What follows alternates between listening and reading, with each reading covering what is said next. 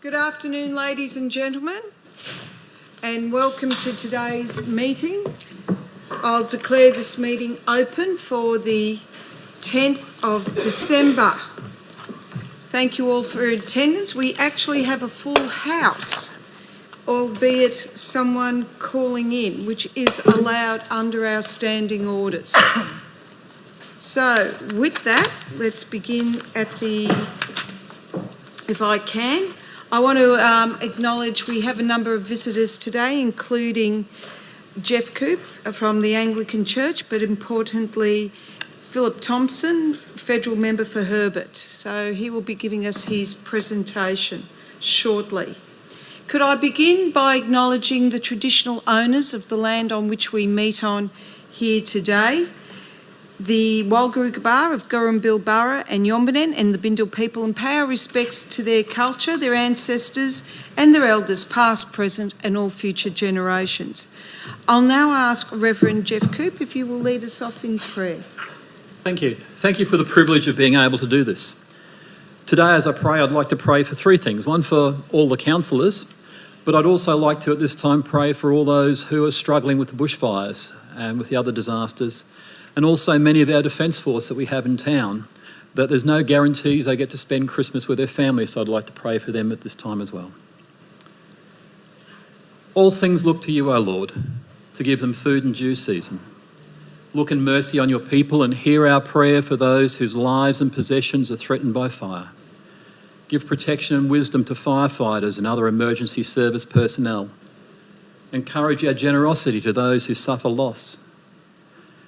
In your mercy, restore your creation and heal your land. So guide and bless your people that we may enjoy the fruits of this earth and give thanks with grateful hearts. We pray for all who serve in the police forces of this land. Give them courage and comfort in danger, patience in waiting, and discipline and just use of force. Help us to seek for all people the freedom to serve you and each other in compassion and peace. Be with them and their families at this time. And Lord, Spirit of justice and truth, grant to our governments and all who serve in public life wisdom, skill, imagination and energy. Protect them as they commit themselves to the common good, that our land may be a secure home for all its people. We pray for this council. Direct their work to the safety and welfare in this place and its people, so that peace, happiness, truth and justice may be established among us. And be present, merciful God. Protect us through the hours that we who are wearied by the chances and change of this fleeting world may rest in your eternal changelessness. Bless Australia, our state and our city. Guard our people, guide our leaders and give us peace. Amen. Amen. Thank you for that. Thank you. You're welcome to stay, but if you're busy, I understand as well. I'll stay briefly and then I'll head off. Thank you. Could I remind people, please, to ensure all your mobile phones are off or on silent? And we'll continue now through the agenda. We have no apologies. I do wish to apply for a leave of absence, but first I'll call on any other councillors who wish to apply for a leave of absence. Are there any? Yes, Councillor Greenie. Madam Mayor, I'd like to apply for leave from the 13th to the 20th of January 2020, inclusive. Thank you. Thank you, Councillor. Are there any others? Councillor Coombe. Thank you, Madam Mayor. Wednesday, the 11th of December to January, the 8th of January. I'll be better when I get back from holidays. Thank you, Councillor Coombe. I'm sure we all would be. Anyone else? Thank you, Councillor Raybon. Thanks, Madam Mayor. Yeah, from the 18th of December to the 6th of Jan. Thank you. All right. And I'm just, if I can, I wish to apply for leave from the 23rd of December to the 4th of January, which is primarily shutdown time, I think, for the organisation. That's correct. All right. Are there any others? If not, I will put that to the vote. All those in favour? Can I just seek Councillor Molokino's vote, please, over the phone? Support? Yes. Thank you. So that's unanimous. Thank you very much. Thank you, Jeff. Next is the confirmation of the previous minutes of the previous meeting from the 26th of November. Do I have someone who will move that that be accepted? Thank you, Councillor Coombs, seconded Councillor Sawes. I saw no amendments. Does anyone seek any amendments to those minutes or corrections? If not, then I'll move that those minutes be accepted as a true and accurate record. All those in favour? Councillor Molokino? Yes. You're in favour, thank you. That's carried unanimously. I will now ask the Chief Legal Officer or the Acting Chief Legal Officer if he could please read out the disclosure of interest statement. Thank you, Madam Mayor. There are changes to the local government legislation as part of Operation Balcara that could affect an individual councillor's involvement in today's discussion. The changes are live and introduce obligations for councillors regarding the way that councillors manage personal interests in any council matters, including matters that arise prior to a council meeting. Councillors must consider if they have a personal interest, that is, a material personal interest, a real conflict of interest or a perceived conflict of interest in any item being considered at today's meeting. If a councillor has a material personal interest or real or perceived conflict of interest in a matter today, it should be declared as required under the Local Government Act. If a councillor at a meeting reasonably believes or reasonably suspects that another councillor has a material personal interest or real or perceived conflict of interest in a matter to be discussed at the meeting today, and that councillor has not informed the meeting about the interest, the councillor must advise the chairperson of the meeting as soon as practicable about their belief or suspicion and the facts or circumstances that form the basis of that belief or suspicion. Thank you. Thank you. Now, councillors, you've had the statement read out. There is a conflict of interest, but it relates to a closed item. And I just wish to seek clarification through the Chief Legal Officer. Did we declare that now or at the time of the when the item comes to the council? If the declaration can be made without breaching the confidentiality, the importance of confidentiality, then now is preferable. If it can't be declared in that way, then it can be declared after. I'd like to declare it after, if I may, because we will be in breach, I believe, of confidentiality until the matter is tabled. So,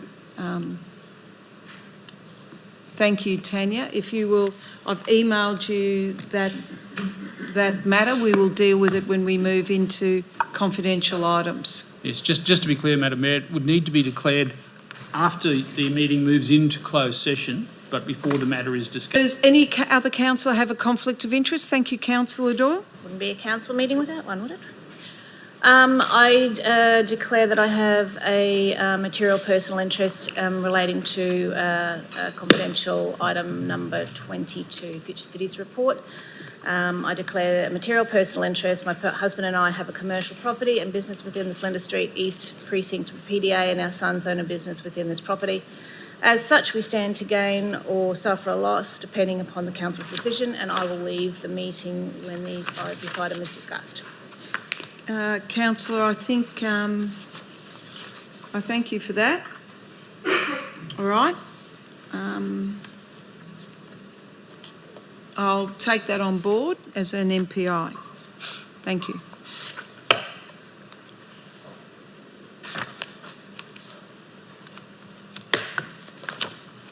All right, if we can, I will now move on to,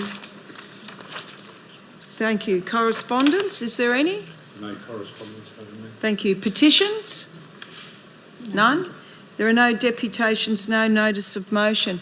I might ask if the federal member, do you need to leave urgently? We can easily have you out of here by 2:30. Thank you. I just would like to begin with the update from Martin Locke, if I may.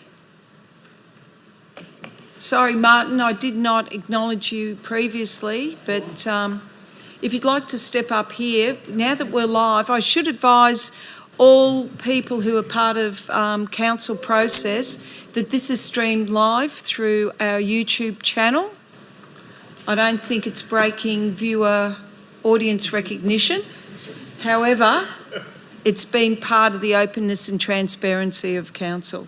So if I can, thank you, Martin. Thanks, Mayor. First time I've called you Mayor. Thanks, Jenny. I appreciate that. I don't know if I should be embarrassed, my first time in council here, but thanks for the invitation to come along and talk about something that we're doing together in the community. So I'd probably just like to do two things in this short time I've had given here we'll quickly go through some pretty pictures and talk about where Flinders Lane's at, and then I think it appropriate in the setting here to talk about why what made me want to do this, and hopefully on a bigger picture, how it's going to benefit all of us.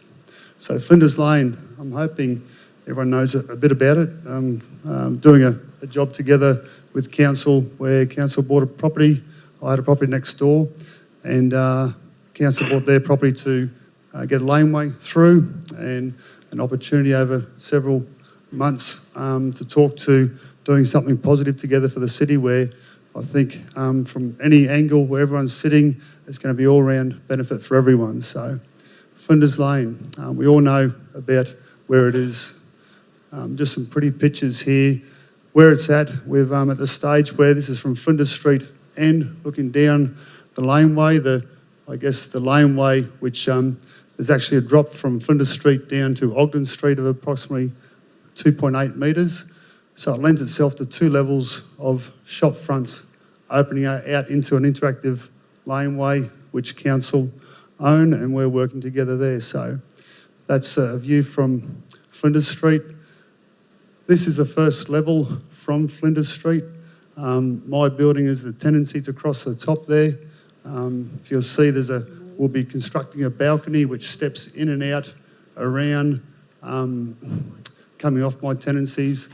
And the whole, this has changed so many times. I spent more time working in the laneway to try and make sure the public, all of our rate dollars have gone towards something that's going to be very significant for everyone. So the balconies, yep, we'll be looking down into a centre. It's a bit hard to see what will be there. It's an amphitheatre as the main feature in the centre of the laneway. There'll be seating that you can see stepped around the outside, which we might go to this view here. This view is from, if I go back, if you see on the left-hand side, left and right, on the Ogden Street, the balcony wraps around, and there's some seating looking back into the laneway. We're sitting on that balcony looking back down at the amphitheatre stage there, looking back towards Flinders Street. So I guess we're an opportunity for an intimate public space to create some, people can perform, sing, dance, and we'll work together to hopefully get some good, a meeting place. There is a laneway, but we didn't want it to look like a laneway. So obviously we've got Ogden Street behind here and going through. So I envisage this being a place not where people work in the city, want to come and visit the city, they can bring their own lunch, sit in this public space. The next day they might buy something off me, be nice. But it's certainly a place that's not just for me. I'm fortunate that it is a backyard that we can work together with, but it is a public space, and we've put a lot of work to make sure that everyone gets, I believe, great value out of this. And it's a place of pride, a place where we will take people as I've said before, it's not a large development, but it's a very significant one, linking it through to City Lane. This is down at the Ogden Street level. So we've got some public amenities in the back of my building, which will be used for anyone using the laneway. And the seating will be a mixture of timber and off-form concrete with some synthetic turf, and trying to give it the feel of a public parkland. So you'll see some vertical gardens. We play with that a fair bit on what mature trees or whatever could go in there, but some nice greenery. So we're at the stage where we've got all the holes knocked out of the walls on mine, top and bottom. We're working as fast as we can to try and get it finished. Unfortunately, it won't be done before the stadium opens, but that's okay. It's a long-term project. And I probably just want to, what made me so inspired to do this, I guess, was I bought the building was a long-term hold at the time, and you got to have something that drives you more than a financial gain, I do. And when the discussion started, I saw this as something sure that I believed in. I believe the city is a great place that's going to grow. You wouldn't be here otherwise, I believe, and wouldn't be doing what you're doing. There was a bigger picture that's developed for me over the close to 2 years, almost, coming up to working with different people at council. And look, it was challenging early on, and you know, I hear stories of how tough it can be working with council.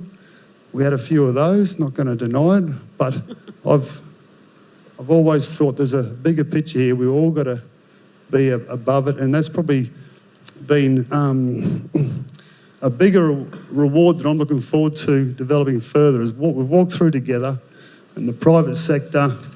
I'm not a big-time developer, but I'm putting a stake in the ground here, and I want to be part of this city. And private sector and government, especially local government, I'm hoping everyone will look at this as a great outcome and a showpiece of how council and private sector can and should work together. And whether there's more in the future, don't know yet, but I want this to be a place where everyone that's paid their tax dollar and can come and visit, can say, yeah, I'm proud of this, and it's something that we've done together. So that story will be told down the track, and I appreciate the opportunity. It has been I guess with everything going on at the time, with the Balcara inquiry being mentioned before, and it took a bit of guts for council to work with me, which I couldn't see at the time. I couldn't wrap my head around it, I will admit, because on my reputation, I don't want tarnished either. But I'm glad we did stick it out and get to the point where we are, and I can't wait to deliver this. And I've only just got the information memorandum and starting to hopefully get some tenants in there soon. But the discussions I've had is going to take this to the next level. If the people that I'm speaking to who want to be involved in here is going to be fantastic. So again, thanks for the opportunity to update you here today. Thanks for your support to get to this stage. I appreciate and understand your role, and I hope we can, again, use this as an example of how we can work together more in the future. So thanks very much.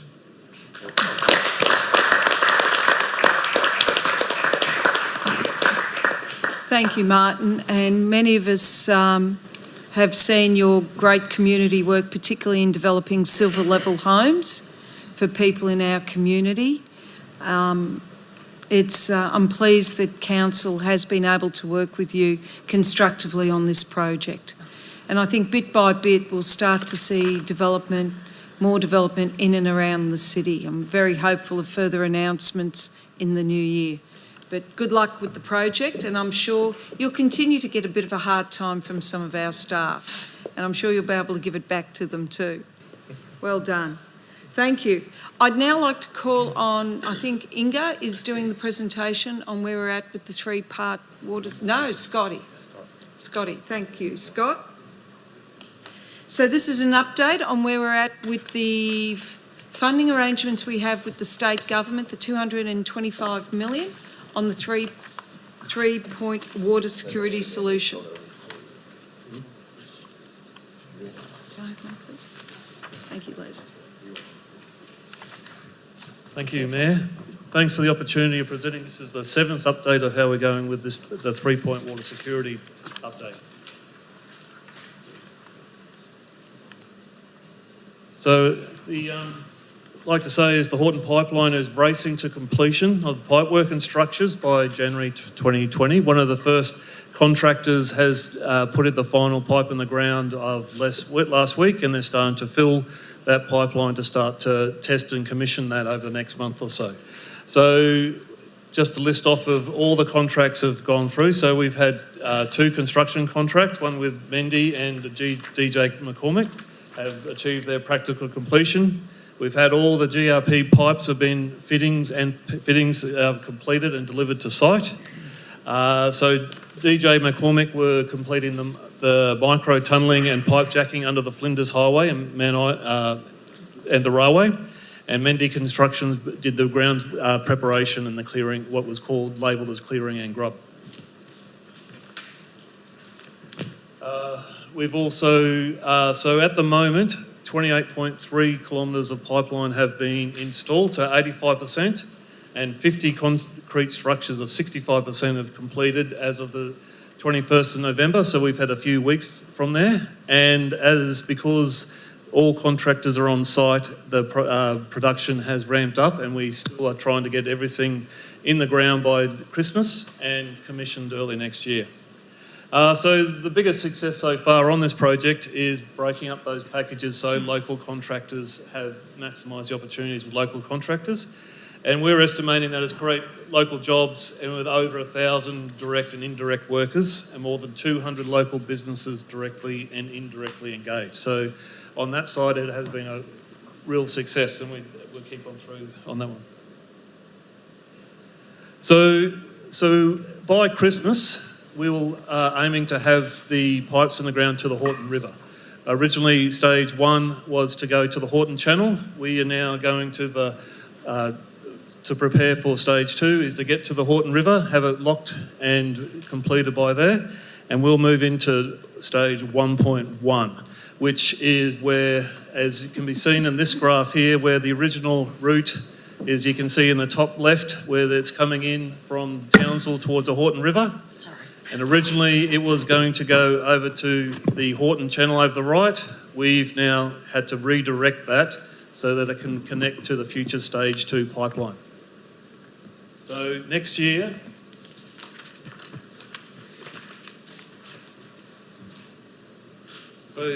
what we were doing for what we're now calling stage 1.1, we've already gone to tender for the Horton River crossing. We've already gone through with our cultural heritage and management agreement, and we've negotiated that.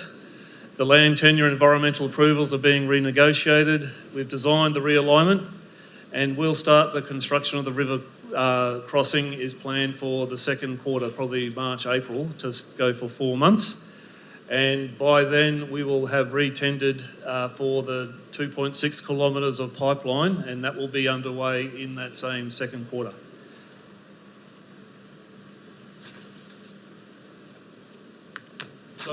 And one of the key objectives I should mention on that one is why, and the benefit we have with stage 1.1 is we'll provide some continuation of employment and local businesses. So they're breaking up as we have for stage 1 for giving the maximise the opportunities for local contractors. We're hoping that they can continue going through next year while we're doing some of the development stage for stage 2.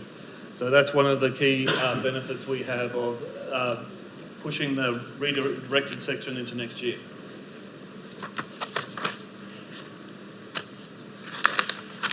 Sorry. Go back to here.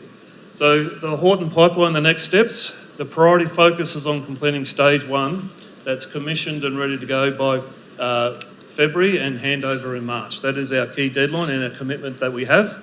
The pipes will be in the ground, but there's a lot of commissioning and other work to be done over the wet season, January, February, but if the pipe's in the ground, then the wet season risk has been mitigated.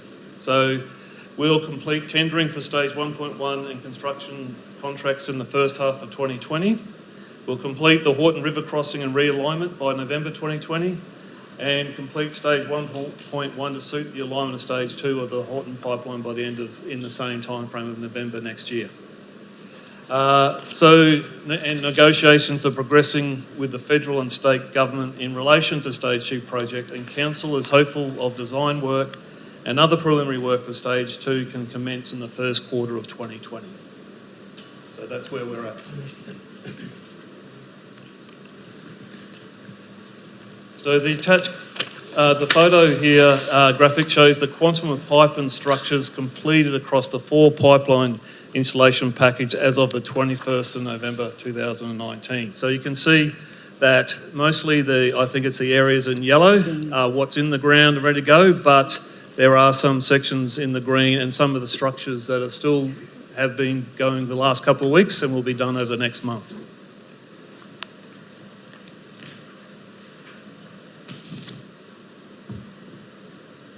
Next of the 3-point water security plan is the recycled water. The scheme will deliver high quality recycled water to a range of irrigation industrial customers by taking the treated effluent from Cleveland Bay Purification Plant, which is right over to green in the next to Cleveland Bay, and passing through an advanced treatment process to achieve Class A+ standard, which allows us to put it on parks and gardens and schools and parks and open space. So the scheme will produce 15 megalitres a day of recycled water, with a majority of the pipework to be installed by early 2020. As if you're going down Anoomba Road or Abbott Street, you can start to see the pipes being laid out and constructed. This diagram shows the 24 kilometres of pipework that are in process of being laid to deliver the recycled water to our customers. The different colours reflect the different packages of work that are to be delivered. Once again, we sought to break down the work into packages that local firms have the capacity to deliver.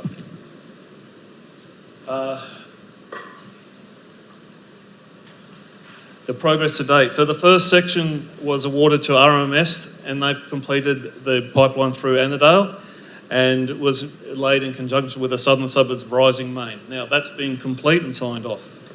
There is another contract we're awarded to Newlands and BMD to construct what we're calling SP1 and SP2, which connects from that Annandale section all the way to Cleveland Bay. Then again, that's the Southern Suburbs Rising Main and the recycled water main at the same time. And the construction of the section of the recycled water main that will feed the new NQ Stadium and Reed Park has also commenced and being undertaken by council staff in laying that section. And that's another 3.6 kilometres. And the main challenge in that one has got significant underbores across Queensland Rail assets to the Ross River and Main Roads assets as well.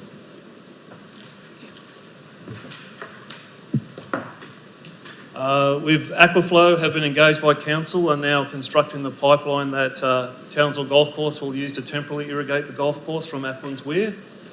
This section will be connected to the recycle network and will use the backfeed to do Sheriff Park and Applin's Weir Park areas as well. So that's also underway. We're also finalising the submission to Department of Environment and Science to vary our discharge licence from Cleveland Bay to the Great Barrier Reef Marine Park. The submission has relied on the input from Council, Hunter H2O, AECOM, as well as ongoing dialogue with Department of Environment and Science and the Great Barrier Reef Marine Park Authority to ensure we have mitigated all concerns and risks of what's going to the environment. And the TW Townsville Water and Waste personnel have commenced works on some of the Murray Sporting Complex user group to assist in separating the potable water systems in preparation for fields being connected to the recycled water network. And I'd like to say that part of the business case for this whole recycled water network was the security of our social infrastructure for potential drought. So this is one of our biggest gains we have in implementing our recycled water. We'll go to the next steps in the recycled water project. The industrial water pipe is currently being priced by companies, so not just social infrastructure and public opens, it's also about supplying industry in the state development area, namely Sun Metals and others that may be interested. The industrial water pipe is currently being priced by companies already engaged on the project as a variation. We will be seeking council approval to award this once the pricing exercise is complete. Awarding it to one of these companies will deliver savings in terms of mobilisation to them already being on site and engaged in similar work. We will be finalising the detail of the tanks required at Cleveland Bay Purification Plant and Murray, which is part of the staging and pumping of the work. And so some of the civil works at both sites will be underway shortly. And we'll prepare the tender package for the 2021 works, which is, this is what work is going on in now to be delivered next year. But the next stages in 2021 will go to James Cook University, the Townsville Turf Club, and those other areas that we also are planning for the greater scheme.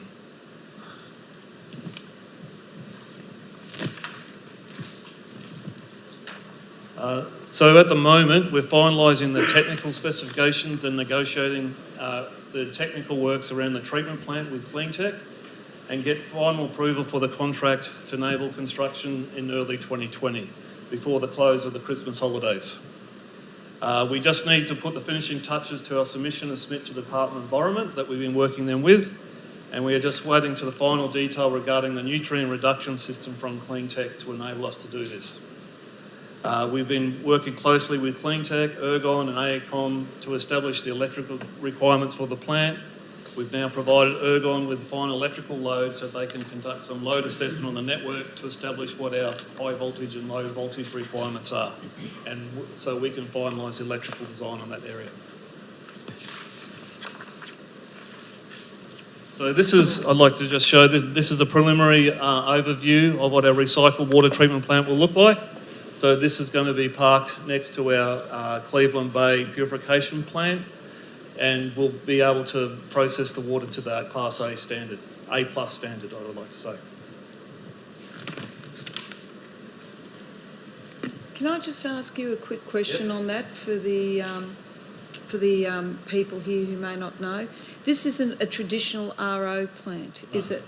And consequently, it uses a lot less power than a traditional RO plant. Yeah, that is correct. And the Cleveland Bay purification plant produces some high quality effluent. Our only issue is some salt in the water, and that means that we haven't had to go to full treatment. We have this intellectual property of that is not has enabled us to go to a different set of technology that uses a lot less power and is a lot more affordable, and we've been able to make the business case stack up with this new technology. I want to advise councillors and visitors, this was Australian technology that initially no one in Australia wanted to use, and it was being used in Japan. So I think we'd be the first place in Australia to use this technology on scale. In the utility sector and the urban environment, some of the mining companies have been using this technology. Yeah. Thank you. So the next one, and probably the most successful, well, laying 28 kilometres of pipe was pretty successful, but this has been our other success story, is our Water Smart package. So it's been phenomenal how the community has embraced this package. Some of the impressive numbers are up on this slide. So as you can see, is 22,000 households registered. 100% of the funding was allocated in 16 weeks, and the website was viewed 850,000 times. So, and also over 164,000 products and services on order. I'll just go through. Our target was roughly 20,000, so we've exceeded that number, and really we would have, and we've been able to squeeze that money as far as we can to get as much as we can. We always aim for 80% of the program funds to go directly into rebates and garden support packages. This means over $8 million is flowing into local businesses, and those products are going to local houses as well. So our website has been viewed more than 860,000 times. The website is the mechanism by which people can access the program, but it also is an important education space for people to find out information about the 3-point water security solution as a whole, and importantly, water saving tips. So it's great to see getting lots of attention, because this is not just about the Water Smart package and the products, this is about engaging our community and helping them to see what water saving solutions are out there that they can adopt. We thought it would originally, it would take 1 year to expend the money, so it's finished in 1/3 of the time and that we thought it would take. So that's to the Townsville community credit that they were taking up this opportunity. So there's 164,000 products, and importantly, we couldn't achieve this without 10 local businesses we have partnered with to deliver the package. I think it's also important to outline that dozens of other businesses will be benefiting by providing products and services to our suppliers. We've estimated that the package has created 100 direct and indirect jobs. Of those households that have ordered, 28% of them are classed as low socioeconomic, and we have exceeded our target number of take-up households in this category, which I think is another point of celebration against any other utility in Australia, and some of the lessons learned is we are the ones that have been able to target and deliver successfully to those broader community. Some of the councils in drought in the south at the moment are trying. 71% of the orders placed have been from the wider community, with just shy of 15,000 households in that category having ordered. We originally aimed for 200 body corporates to get involved, but we didn't hit our target with that. Only 108 have registered, so it's still pretty good. and 56 of those have currently with an order in the system. While the package is closed, people who have registered but not yet ordered have until 4th of February 2020 to do so. We also remind people who have orders in the system to go and collect your good once the suppliers have contacted you to let you know they're in. So that's where the system has allowed people to put the order, now they're in. It's just a friendly reminder now it's time to go and pick up and enjoy the new product.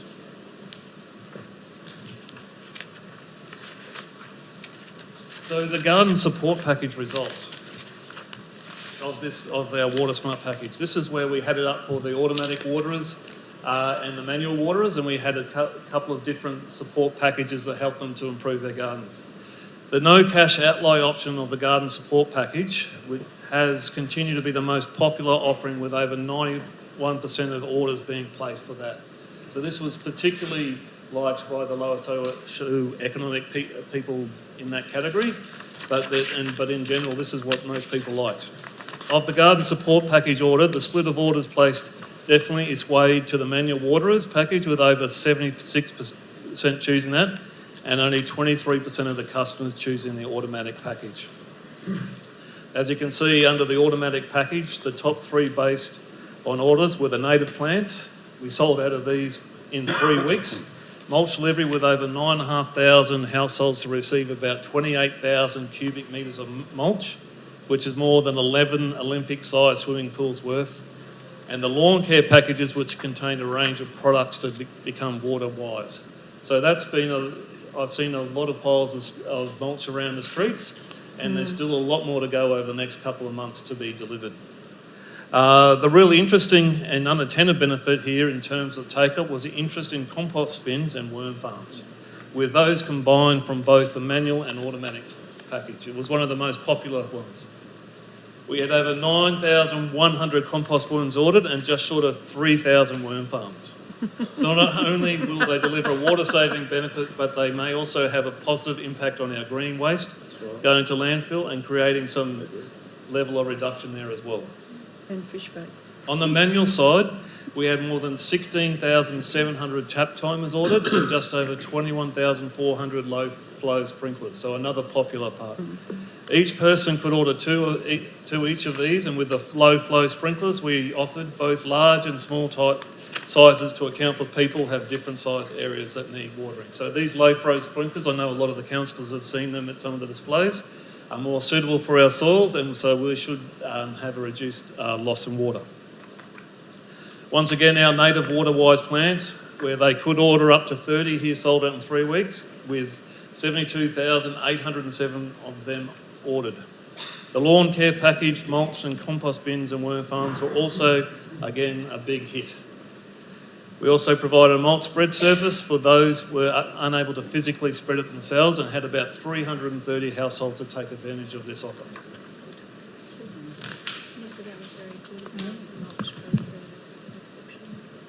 Water saving devices. So the individual rebates in this area, while less than 9% of orders coming through, still represent about 3,800 water-saving devices and products that people have or are intending to purchase for both within and outside their home.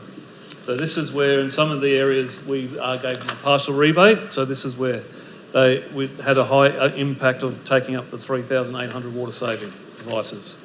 Of the high-impact devices which were eligible for a rebate, up to $250, the most popular were the smart irrigation controllers, with almost 600 of those. Over 400 rebates for low water turf, where we mainly saw zoysia and other cooch varieties. And pool covers also proved popular, even though they were very expensive, as did the rainwater tanks. For the medium impact devices, which were largely indoor focused on toilets and washing machines at $100 each, we only had 267 of these. Across the low impact devices eligible for up to $50, the most popular have been the high hose end trigger nozzles or spray guns, with over 900 of these. Just shy of 300 Wells 4-star rated shower heads. So this is more high efficiency shower heads, and 224 grey water diverter hoses with filters. We also had a component where our lower socio-economic households could get a $100 rebate towards the cost of a qualified installer to install any water-saving devices in the home. We had another 50 households that took up this offer as well. It's included as part of their overall rebate that was on offer to them.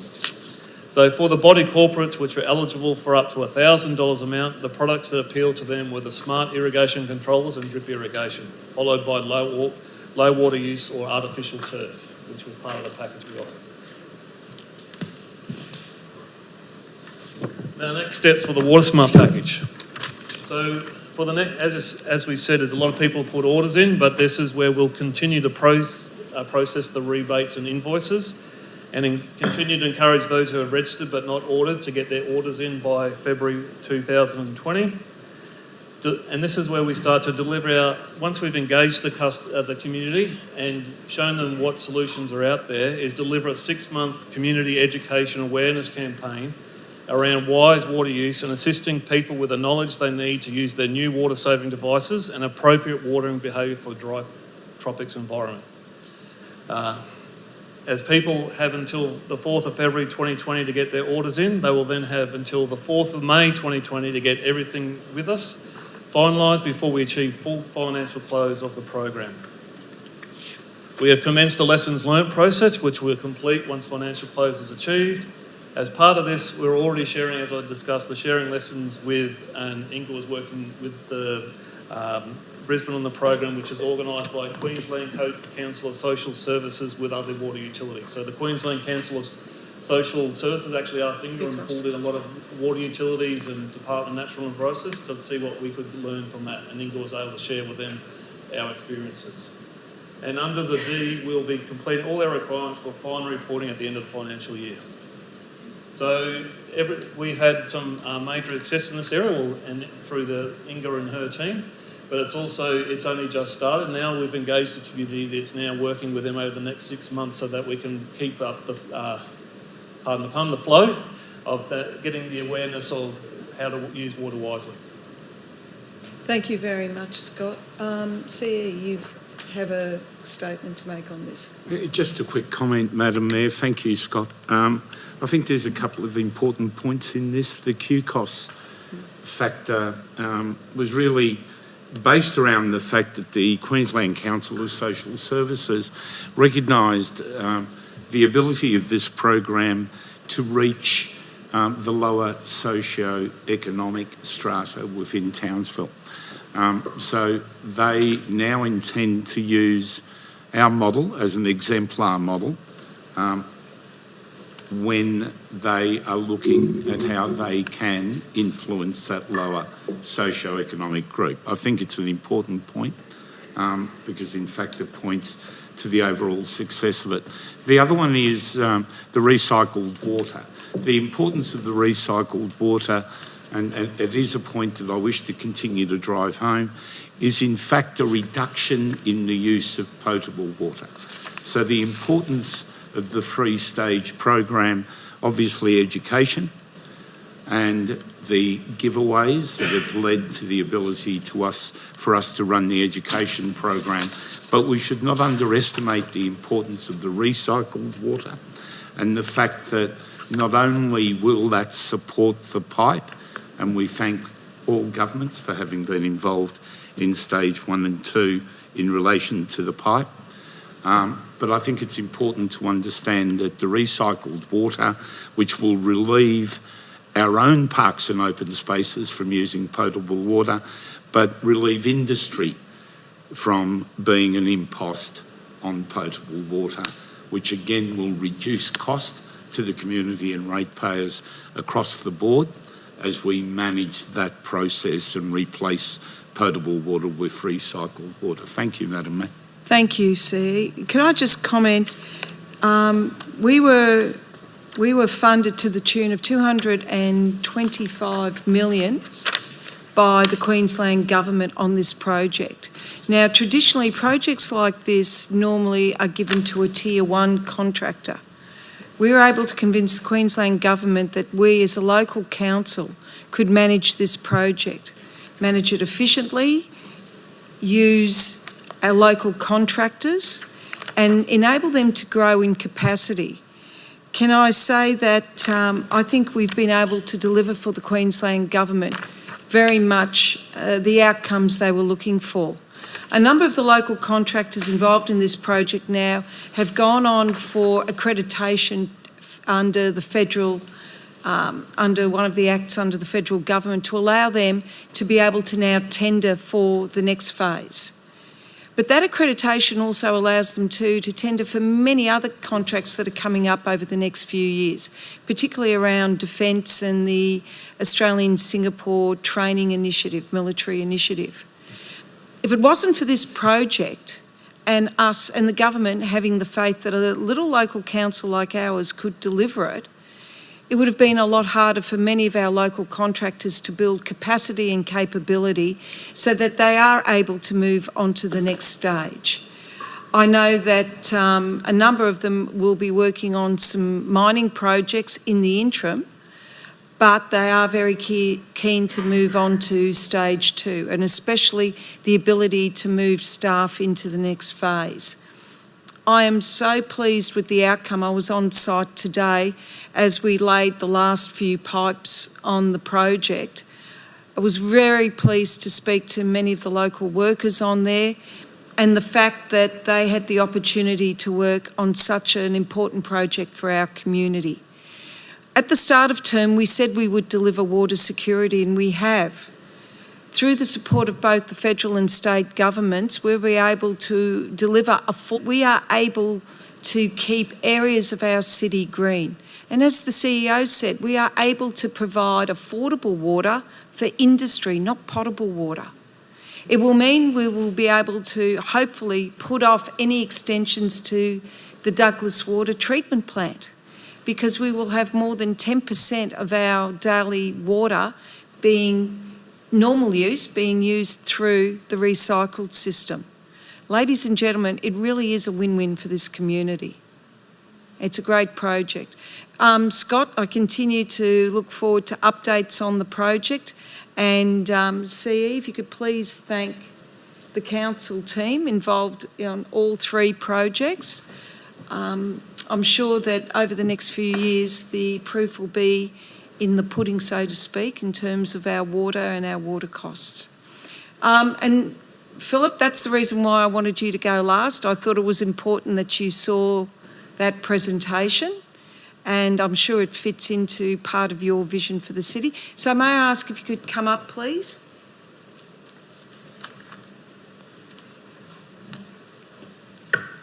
And I thank you for your patience. Thank you. I was told 5 minutes and I didn't know you could have a PowerPoint. I feel like I've been a little bit let down. Sorry, we actually asked your office if you wanted to give a PowerPoint if you had one, and they said no. I feel like I've let the audience down at home watching in live, going, he doesn't have a PowerPoint, he's only going to be here for 5 minutes. I'd like to start by thanking you, Madam Mayor, for allowing me to come today, and also acknowledge the CEO, Mike. You've done an amazing job. And for the hardworking councillors who are retiring or staying on in any capacity, I think you've worked very hard for your divisions, and you've served this community well. I want to start a little bit different. I believe that a part of my role is to put, and I'm sure I'll be backed up by the councillors and the mayor, is to put people first. So people before politics should be the number one thing. We will have political jousting and disagreements, but that's okay. That's how healthy debate happens. But as long as it doesn't get in the way of the people of Townsville. Now that means regardless of the project, if it creates jobs and is an economic driver, it'll have my support, whether it comes from someone from the Labor Party, the Greens, Independent, or wherever. I will stand next to them and get in photos and beat the drum and back it in, because people and the people of Townsville have to come first. I feel for a long time, through different levels of government, I believe that we have been neglected in Townsville. I believe that we've been playing politics for too long, and sometimes I get a little bit excited and want to, get involved in the political jousting. But it has to be people first. And the Mayor and I have done Illich Park recently. We spoke about black spots. We've stood there together because a united, all levels of government in Townsville is a united Townsville. Our job is to serve you, to serve the people, before self-interest. And if we're not doing that, then we shouldn't have this job. So I just wanted today to come in and talk about some projects that we've committed to, that we'll be delivering, and that are in this budget. So Illich Park, for example, isn't in this budget. That was in a previous budget. So there'll be some things that will be left out that people may have know of or have heard about, but that's because it's not in this budget.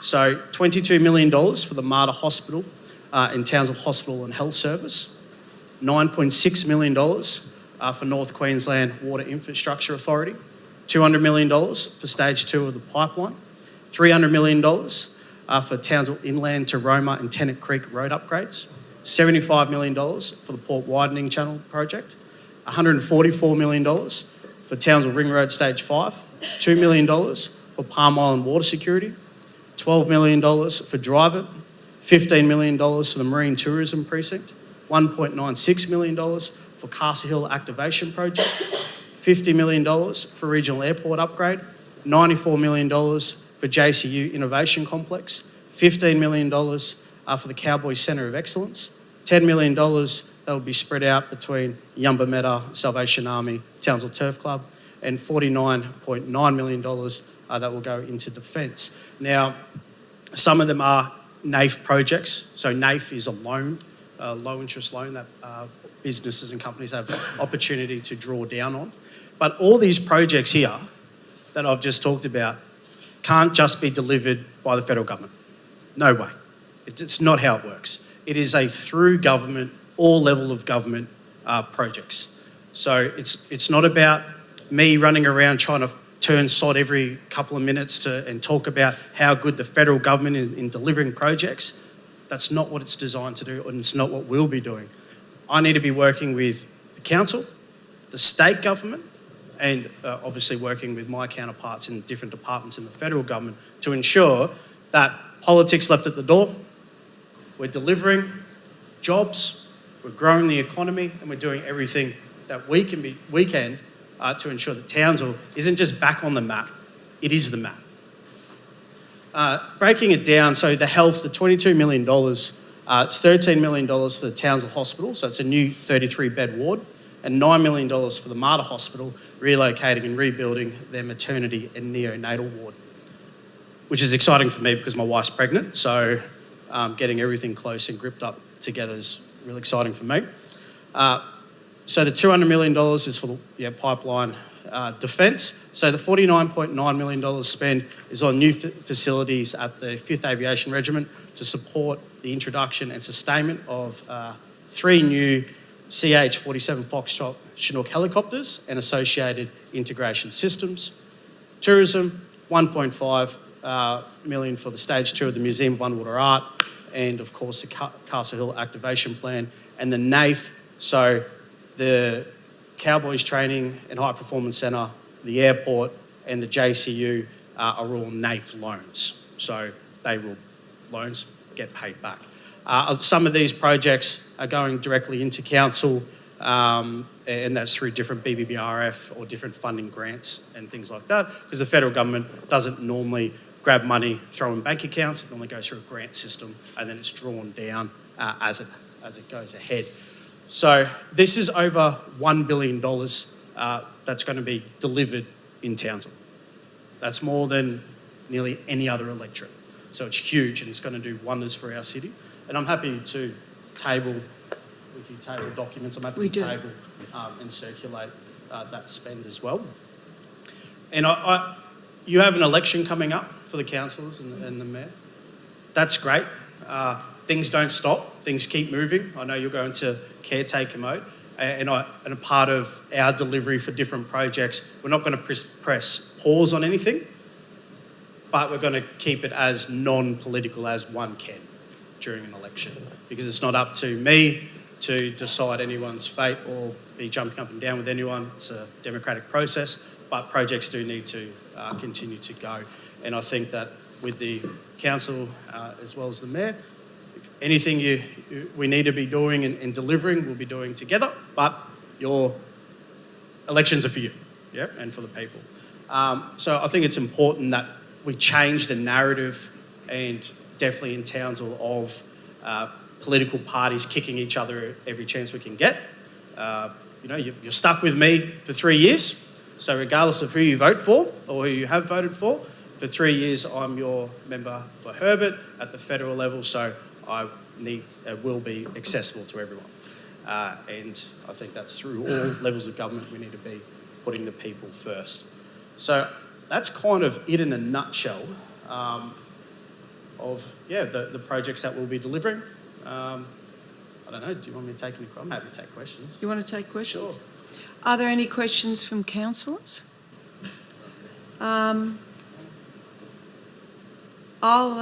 Councillor, you have a question? I have, just in relation, Mayor, thank you, and thank you. Except you, Les. Thank you, Phil, for, thank you, Mayor, I better turn this on so everybody can hear. Thank you, Phil, for being here today, and I really appreciate you spending some time with us. Just some, I suppose, more information from yourself in relation to the commitment on stage. I think we're calling it 1.1? Yes. Stage two? Stage two. I'm just reading the documents here. Stage two. What the timeframes are on the delivery on the cash, or like the money, so we can get into that next phase. Yep. So the conversations that I've had, there's a department that I think is setting up a committee or setting up a project group. Yep. Oh, great. I'm glad you can bail Phil out, but I just thought Phil might have a handle on it in relation to like the time frame, because political point scoring. No. I'm just you want to ask some. I'm just asking some questions. I'm glad the CEO wants to answer it, but it's just that the state government's delivered on the 225 million. It's exciting, and people are expecting the second stage, and I just don't want any hiccups as we go forward, because the manufacturing of pipe, pumps, and fittings. As we go forward, I just want to make sure that it's a transitional phase into stage two, that's all. Yep, so the money's there. There's milestones and things that whoever the proponent is needs to meet, which includes, I don't know if committee is the right word, and I'm happy for you to jump in, but the money hasn't disappeared or been reallocated. The money is ready to go, and if you want to add to... The process is that because funding can't come directly to local government from the Commonwealth Government, and that's based on the fact that local government isn't recognised in the Constitution. So in effect, what happens is that where we're at is the Commonwealth Government is working with the Department of Natural Resources, Mining and Energy in the preparation of a project agreement. Our officers are also involved in those discussions, and there will be then a grant deed between the state government currently with the officers, and we're reading through that. At this point, there's no concern in relation to the funding and its availability. Right. Thank you, Mayor. Thank you, CEO. Just on that point, it's going to be a smooth transition, so we go straight into stage two. There's no gap. Yeah? Oh, good. Thank you. Actually, that's good to know. Yeah, it is very important, because we've progressed so well. I think we're about a month, like in February, I think it's all the pipes laid, so it's pretty exciting to see that rolling through. That's good. Thank you. Thank you. If there's no other questions, I want to thank the member for Herbert, but just before you go, can I point out to you two things that are important to us? This is the Australian Government's plan, as you know, on population, a really important one. And you may not have seen this yet, but this is the Senate Select Committee for Jobs in regional Australia. I've been through it. We've got a lot of projects here, and they're fundamentally, I call them sugar hit projects, because they build and go. We need support in actual long-term job creation, where people can move and settle in the north. Because obviously for us as a council, what we're looking at is growing the rate base. And if we can do that, we can deliver better, more affordable services to our community. At least on some of these projects, has the government still looked towards ensuring local contractors? You've been very good with us, and I'm hopeful that the terms will still allow us to manage the project the way we have. But some of these projects, like the Ring Road, for example, stage 5, previous contractors moved people from down south. We want to see that money continue to generate locally. I agree. I 100% agree with you. And I think that any project should always go to local contractors and locals first. It's like what we've seen with the Australian Singapore Military Initiative in Shellwater. The defence contractors didn't tell the tier ones or the primes, you must have 80%. They asked them, how much can you guarantee will go to local contractors? And they said 80%. So if you're talking about a tier 1 prime, then that's the flip on it. If you're talking about stage 5, it should go to locals. It doesn't get mandated though by government to say everyone else is out, you're in, but it does go on weighting, so you get weighted on. Similar to what we've been running as a procurement, so we don't breach ACCC. Are you aware now that most of the tier 1s are owned by foreign companies? I'd have to take. I'd advise you to have a look. It's one of the little things I do, because for us, growing capability is important, and I would hope the government would look into the future in growing more local, at least Australian grown capability. And I agree, but so Spotless is a prime, but they hire locals, so it's not, they're not flying people from overseas to work here. But no, they're not, but their management, they closed their management down in Townsville, I believe, and now everything's managed from Sydney. I wouldn't know where their head office for Townsville is. Yeah. To me, that's the key. We found with our spend, really hammering it on being as local as possible has been a major bonus for the community. The spend the federal government has, and it's borne out in all these reports, can have a major impact in developing the north. Oh, definitely, but it's like the stadium, the $100 million that the federal government's putting in. The federal government didn't put it in a bank account. They gave it to the state government and to manage. So it's like with a lot of contracts, it doesn't go into a bank account. It will run through normally the state government. True. So we don't really regulate the state government on their procurement or who they're awarding contracts to. All right. Thank you, Phil. Thank you for that. Well done. We'll now move. We finished the presentations. We're up to mayoral minutes, and councillors, I do have a mayoral minute based around the floods. If I can, today I rise to advise council and to inform the community of the continuing effects of the monsoonal event on our community infrastructure. The 2 weeks of deluge that began on Australia Day 2019 seem like a dream for some and a continuing nightmare for others in our city. During this period, about 39 local governments were declared disaster areas as flooding rains and torrents of water ripped through communities west to Cloncurry and north into the Gulf and Cape communities. For Townsville, it meant the loss of personal property, homes, cars and memories, life of a family on the front lawn. During the event, every person in a senior position within the federal and state governments came to the city telling us all they were here to help. Councillors, it's been more than 45 weeks since the monsoonal event began, and I believe council is working hard to deliver the recovery of community assets, the assets that belong to the people of Townsville. At the time, council provided an indicative amount regarding damage to community and environmental infrastructure to the government agencies coordinating disaster funding recovery arrangements. The cost was around $282 million. The amount set aside as part of the disaster recovery funding arrangements for the 39 local governments is $242 million. So competition for funding is tight. Townsville Parks and Gardens, our road reserves, our irrigation networks are all part of our community infrastructure.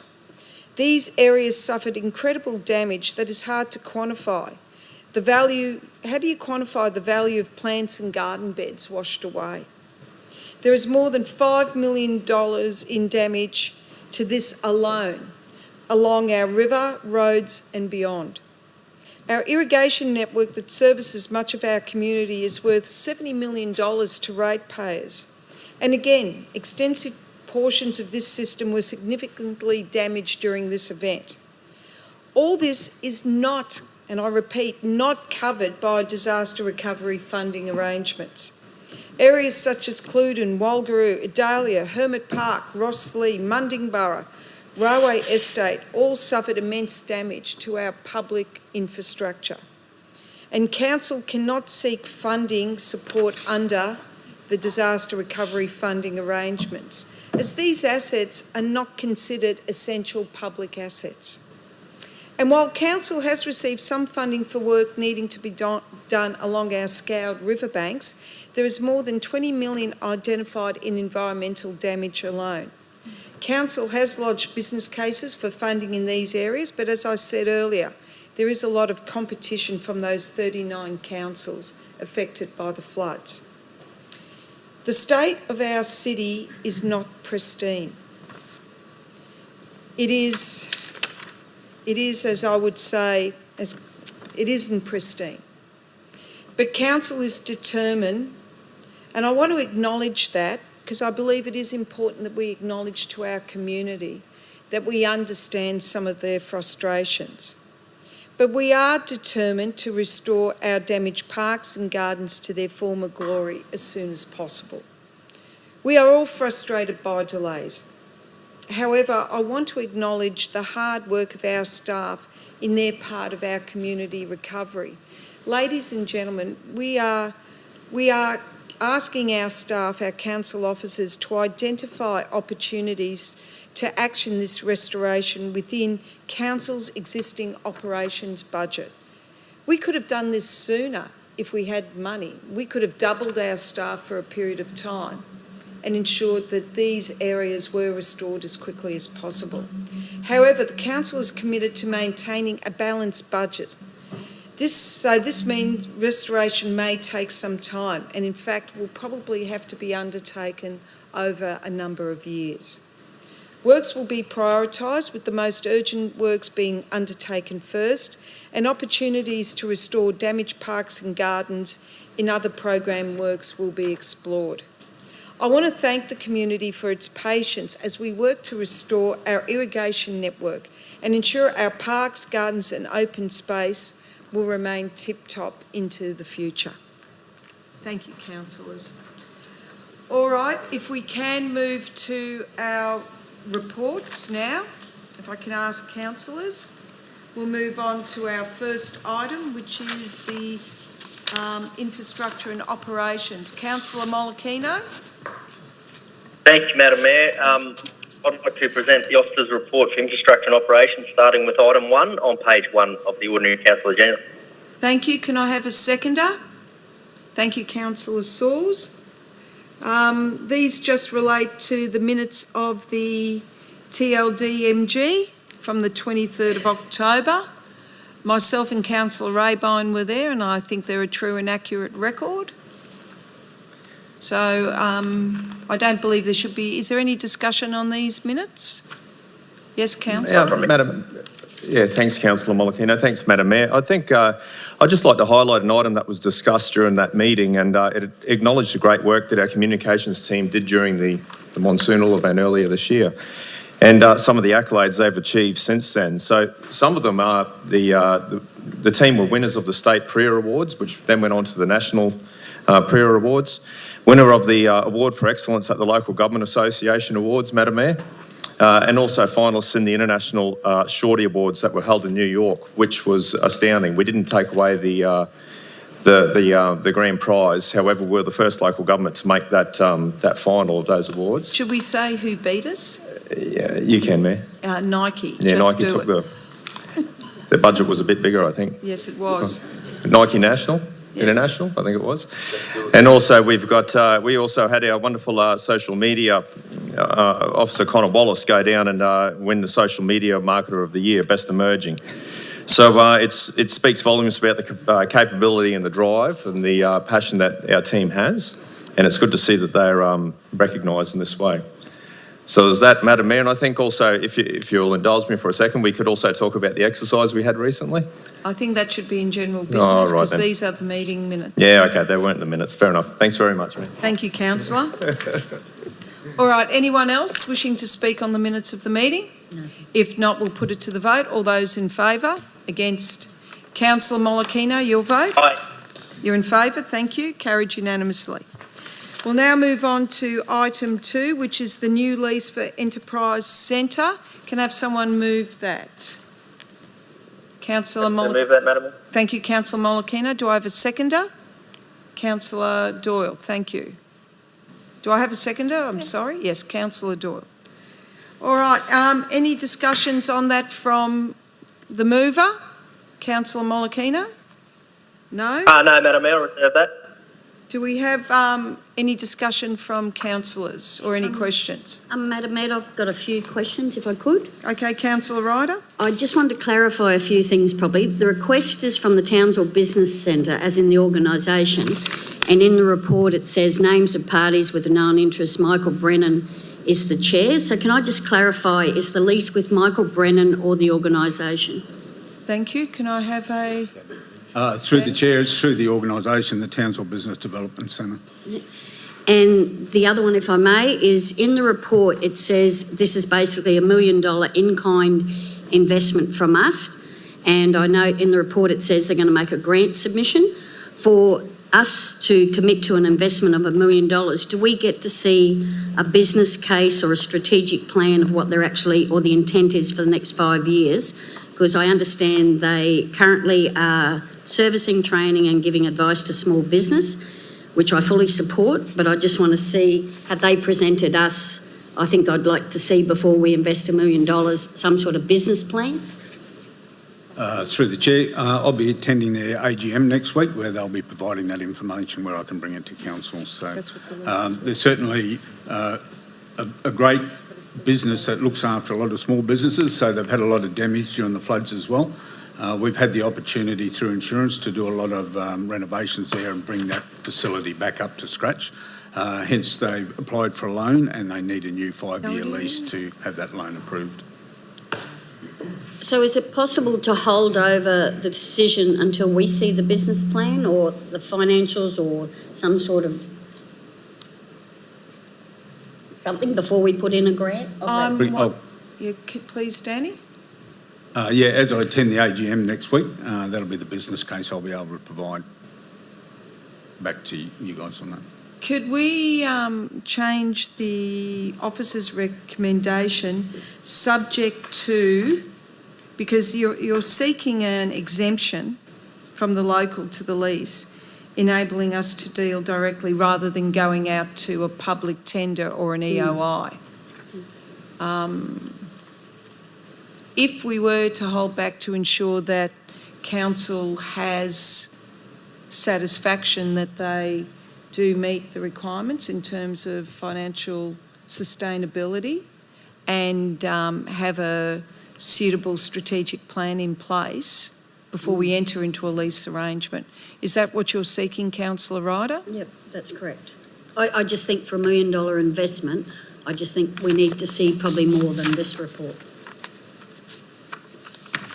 Councillors, do you wish to hold this over till the January? Yes, I have a... Yes, Tony? Madam Mayor, one of the ways forward, and which may perhaps achieve Councillor Ryder's objectives, is the decision to apply the exemption isn't a decision to grant the lease.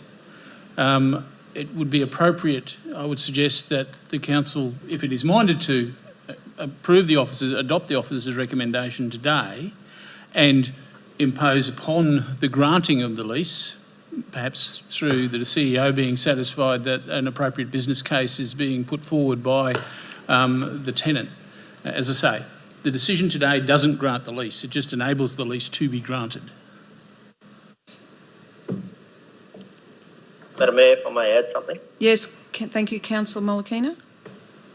Yeah, Madam Mayor, I haven't met anyone from the TBDC. I've met one or two of the members there, and it's a great organisation. I'm just wondering whether there's any value in maybe talking to the chair coming to present to us next year on how they run the Townsville Business Development Centre and what they're providing for the Townsville business community. Something to consider, that's all. Thank you. I'm seeing some nods from here. I suppose the issue is what comes first, the lease or the grant? It's a bit of chicken and egg. Well, sorry, through the chair, in here it says they are applying for a grant, and knowing I've put in a few grants in my time, they would have to have a commitment in writing from the council if they're doing a dollar for dollar or something like that, I would imagine. So if that's the case, they would already have a business case ready to go for that grant. They would have done a business case as they submitted for that grant for extra funding. Yeah. Again, the 200,000 is in kind for the buildings on what we would do as a market rental, plus the rate through the situation there. Yes, it is in kind, but it's still something that we have to acquit in our annual report as part of our community service obligation. Lengthy leasing period, but I will support the will of the council. I think Tony's advice is appropriate advice of what you are not voting on the granting of the lease. You are voting at the moment for the exemption from going to an expression of interest process. So more than comfortable in relation to requesting either the chair or the CEO of the organisation coming to present in January. But you are currently voting on the exemption, not the lease. All right. Councillor Molokino. Yeah, Madam Mayor, I concur with the CEO. He's absolutely right. Obviously, I think next year we should probably, I think in this term, we haven't had anyone from TBDC present to us on how they're travelling over there, and considering the significant amount of in-kind support we provide, I think it'd be beneficial to all of us to understand how it works in detail. All right. I note that the report information states that the last lease had expired in 2009 and the two parties were not able to negotiate a new lease. So they've been working under a month-to-month arrangement under the terms of the previous lease. Councillors, I want some certainty, because my concern is if this group does not get the grants that it's applying for, I don't want us to be, again, I sometimes call it the soft touch, where all else fails, come to council. Is there an ability under the lease arrangements for us to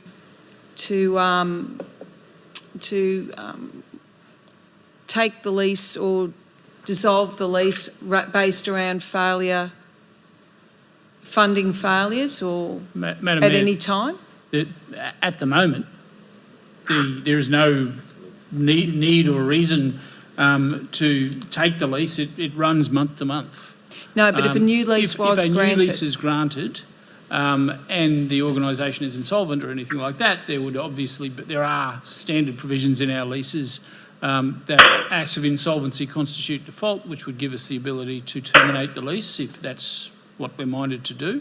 Obviously, the organisation would also have an opportunity to cure that default. And as I say, this is not a decision to grant the lease, so if, as a result of a decision taken here today, negotiations continue with the organisation or the company, so in respect of a fresh lease for a 2+2+1, terms could be inserted into that document. It clearly doesn't exist now. That is why the exemption is being applied for. So terms could be inserted into that document to achieve anything within the law that the council is minded to do.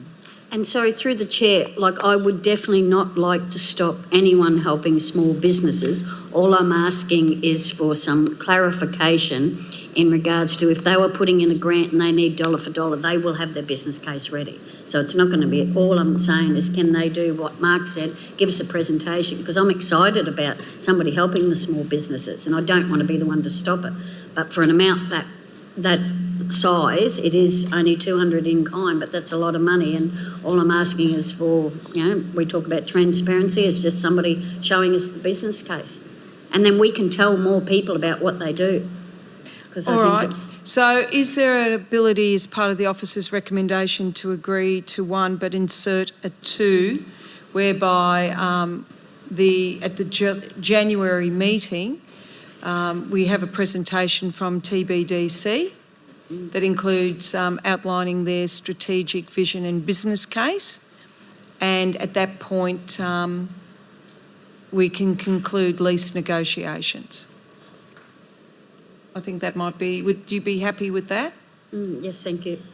So prior to signing off on the lease, there needs to be a presentation suitable to council, and council will then agree to the signing off of the lease. Would that be suitable for you, Councillor Ryder? Yep, Is there any other discussions? Yes, Councillor Jacob. Yes, I just have one point to make on the 2 by 2 by 1 year and the officer's recommendation.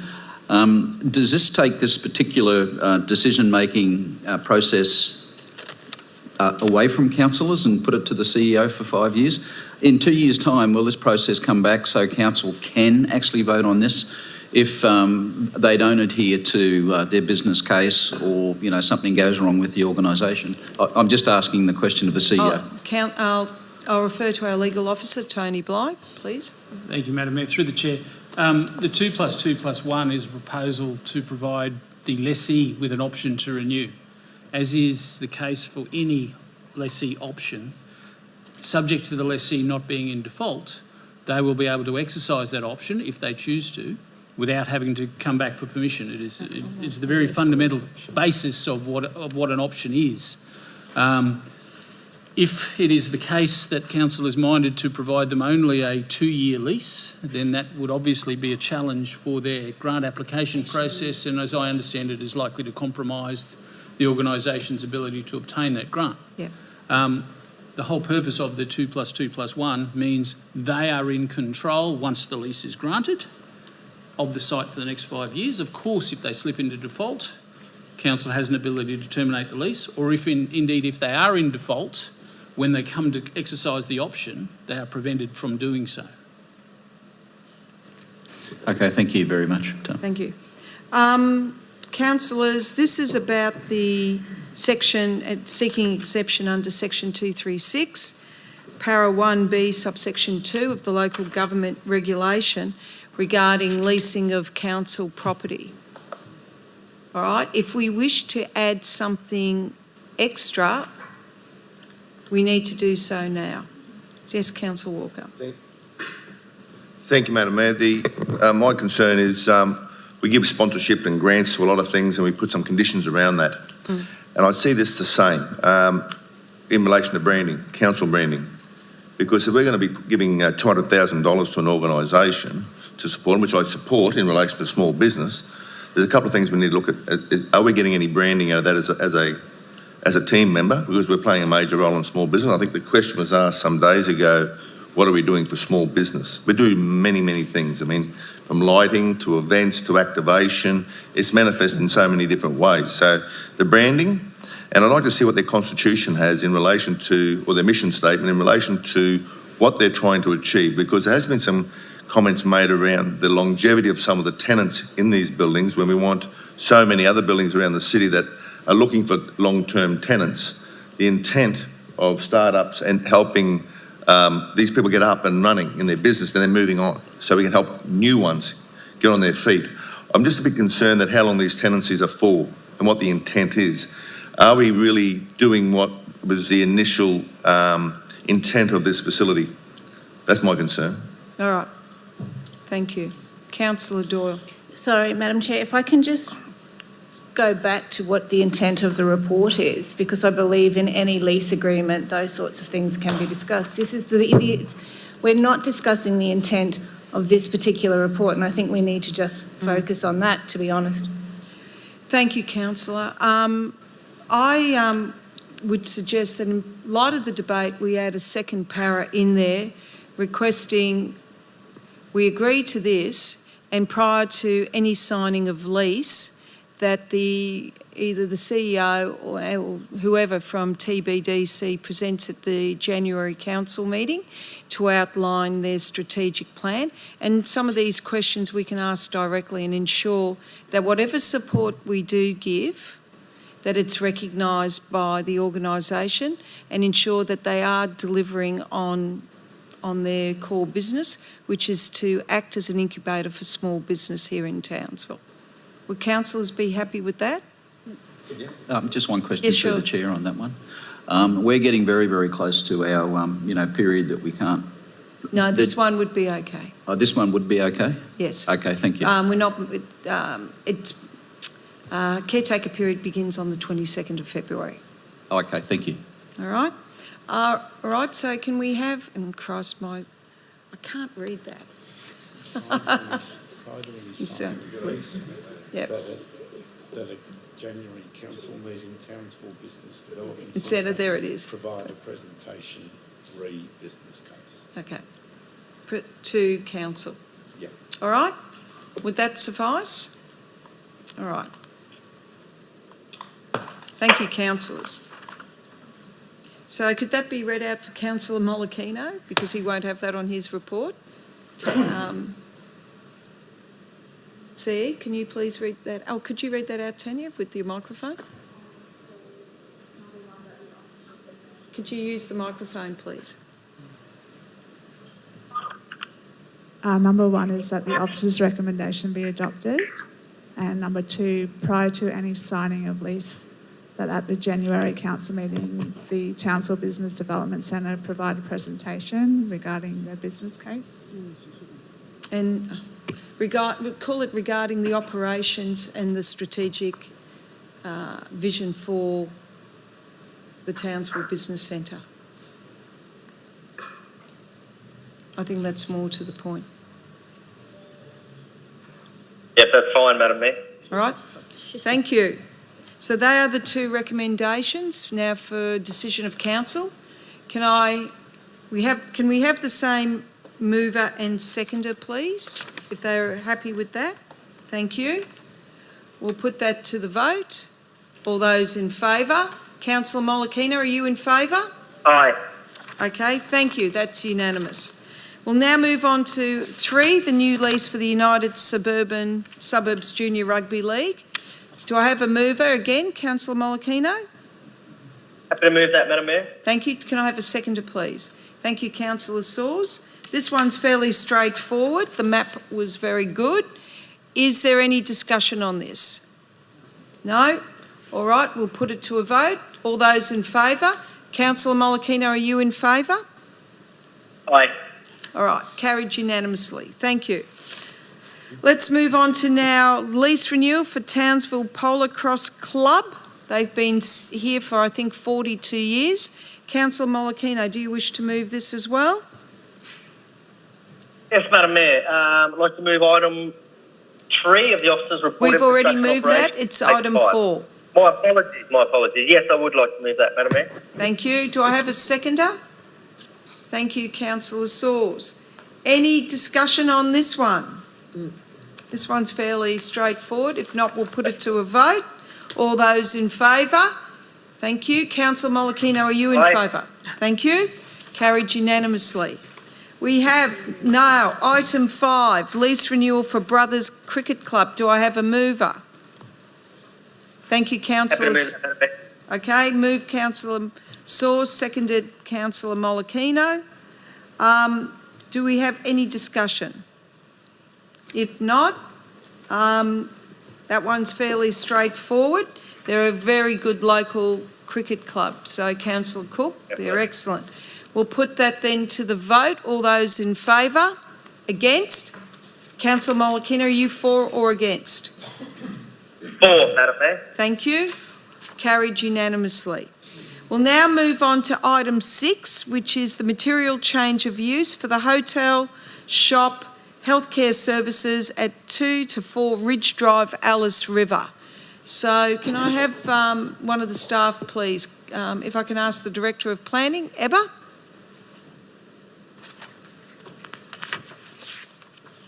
Through the Chair, item 6 is regarding it's a two-step process from a planning application phase.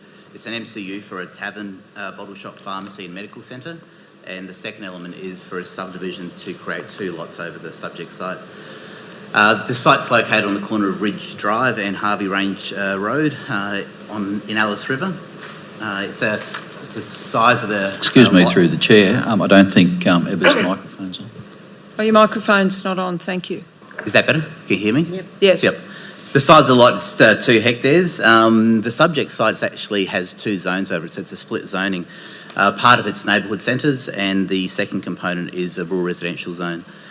Public notification was undertaken between 12th of September and the 3rd of October. During that time, 5 submissions were received, 4 objecting to the proposal and 1 supporting the proposal. A number of issues were raised as part of the public notification process in the submissions, in particular, just outlining half a dozen of them. One of them was in relation to the negative impact or the adverse impact on local character and rural residential lifestyle around the area. The second component raised the question as to whether such a facility was needed in the area. Other issues raised were around public disorder, crime, adverse impact on safety and security. Noise impacts was also raised, and the other underlying issue that was raised was around the traffic and access impacts on Ridge Drive. The officers have reviewed all the issues raised as part of the submissions received. They provided a summary and recommendations as part of the report. I endorse the officer recommendation and table it for Council's consideration. Thank you. Can I have someone move that we accept? Thank you, Councillor Walker. Do I have a seconder? Councillor Greenie. All right. Councillor Walker, do you wish to speak on this or...? No, I'll reserve the right, Madam Mayor. Thank you. Does anyone wish to speak against this or for this? Madam Mayor, if I can, I did originally have some concerns with this application, but I did meet with the planning team, and because I had a few the local residents ring me and really had some concerns, but I think the main concerns was whether we were compliant with the advertisement of the development application, and they've showed me all the ads that went in the paper, they've showed me everything that was put up, and I'm confident that the phone number and email were on the actual advertisements. The noise impact, I had some issues with that because it clearly stated a desktop review was done the second time. But again, sitting with planning, because I'm not an engineer and I can't read noise complaint reports, they have explained to me, and I'm actually happy now with what the second impact study come up with. The other one was my personal thing. People said, can they come back to council and change, this is probably one more question I have to ask, I'm sorry, Director, is can they come back after we approve it, or if we approve it, can they trade beyond 10 p.m? And if they do come back, do they have to come back to us as well as liquor licensing? So through the chair, the next process, if they do try and amend their application, is lodging a new application to seek an extension of time or whatever changes they're seeking. Depending on what they're seeking, you might need further investigations, and that might be a further noise impact assessment required. So yes, they can come back to council, but it requires a new application and further consideration from a council perspective. Similarly, from a liquor licensing perspective, they'd have to apply for the extension of hours, and similarly that they might have to undergo any additional requirements from liquor licensing as well. I have a couple of questions, if I may. So if they do require longer operating times, does that become an MCU impact accessible? It's a code. Through the chair, it might come back as an amendment to their existing approval, so it'd be code accessible. Through that process, they'd still be required to provide an updated noise impact assessment, and there'd be a determination in terms of what impact that would actually be to the neighbourhood. But that would be an officer's determination, not a council determination. Correct. That is my understanding. We can request code accessible to come to council for decision making, can we not? Through the chair, we can, and if that's requested, we'd bring that up to council for its consideration. All right. So, Councillor Ryder, if you want some surety in terms that even after the election, who's ever here has a line of sight on this, can we request that any changes to this application, even at code accessible applications, come back to council for determination? So can we make that, do we need to make that as part of this application, as a condition? It was, through the chair, it wouldn't be a condition, it'd be a separate part to the whole recommendation. So part A would be as the officer recommends with all the approvals and the conditions attached to the approval. And then part B would be separate to it all, requesting that if there's any amendments to or changes to the application, that be brought to council. All right. Yes, Councillor Walker, and then I'll go to Councillor Jacob. Yeah, my problem with that is, when they go and pull these conditions, the file, is that going to be attached? Because we went through this on another project where they did come back and change the conditions on a road, and there was no line of sight on that. So I just want to make sure that this is attached to that document, so when staff go to it, they know they have to bring it back here. How does that go from these minutes onto that document? I might ask the Director if he could please comment. Through the chair, the recommendations would go on file in relation to its approval, and it'd be any applications that come forward similar to this proposal. You'd note in the officer's report, it refers to previous applications that were made regarding the site and how those previous applications lapsed. So through the planning application process, council officers do go back through the history of that site, and they'd go back through the through this approval, and they'd note that there is a recommendation to bring that back to council's consideration. So in short, they'll go to the minutes and check what the outcome was from this item. So through the chair, the minutes are actually put on the file as well. Okay, that's my original question. Yeah, to see if that was actually attached to this file. All right. Thank you. You happy with that, Councillor? I'm happy, as long as the council's happy, because we just Sorry, don't I want to just get want lost. clarify in regards to the wording of what you just said, that somebody's going to write that and. That's exactly what I intend to do. Thank you. Councillor support. Councillor Jacob. Yes, through the chair, I just have one question. It's on item number 10 on on-site sewage disposal. I'd just like to ask a question of the council as to how far they are away from our normal sewerage system for this particular development. I think that would be a Director of Infrastructure, and I have my belief it's significantly a long way from sewerage. Could I ask where's the closest sewage point for this development? Would it be Kalinda Chase? Yeah. Can someone give me an answer? Yes, if I could.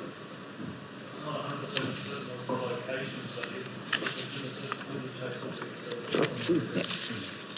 All right.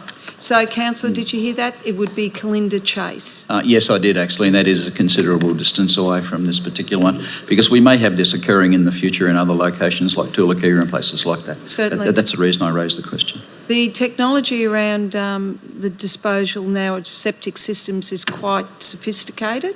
I would hope that whatever's put on this site would be suitable for commercial use. Yeah, thank you. Madam Mayor. Yes, Councillor Molokino.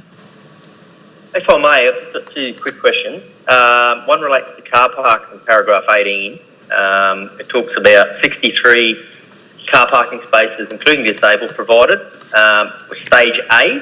So all those 63 for the stage A, which I believe is the first part of the bistro, would have to be provided straight up, and 22 provided for the health services. Is that the total of 85 for the whole project overall? So through the chair, the requirements of the car park refer to what's tabled in front of council at the moment, which is the MCU for the tavern, the pharmacy, the medical centre and the bottle shop.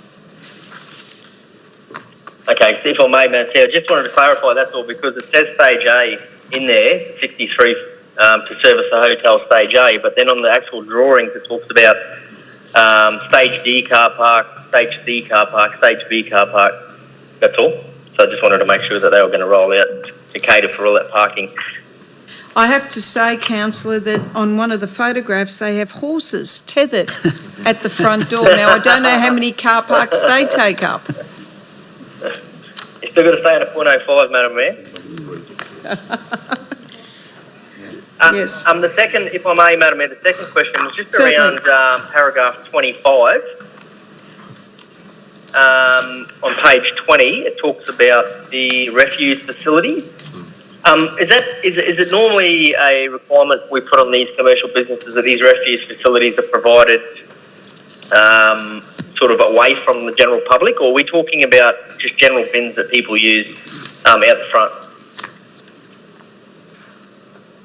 I'll ask the director to answer that. So through the chair, just wanted to clarify, is that reference to condition 25, refuse facilities, and it has to be undertaken in relation to our code within our city plan. Normally that would be in an accessible area, but away from, I guess, the public vision, just from an amenity perspective.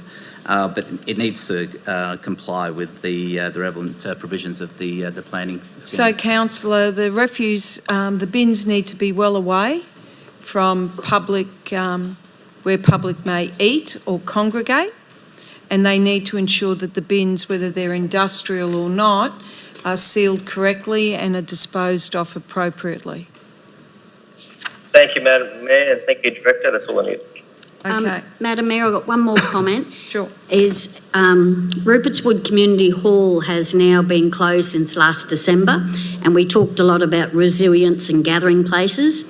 A lot of people will be hesitant on this, but I think it will be a great opportunity for the community to have a place to gather, because the days of volunteer labour are gone, and the Rupert's Wood Community Hall actually shut down due to volunteer burnout. Our community team are now working with them to still get that centre open, and I don't believe it will impact. I think it'll be a value add to this community because they need to gather somewhere, and we've all proven that since the floods.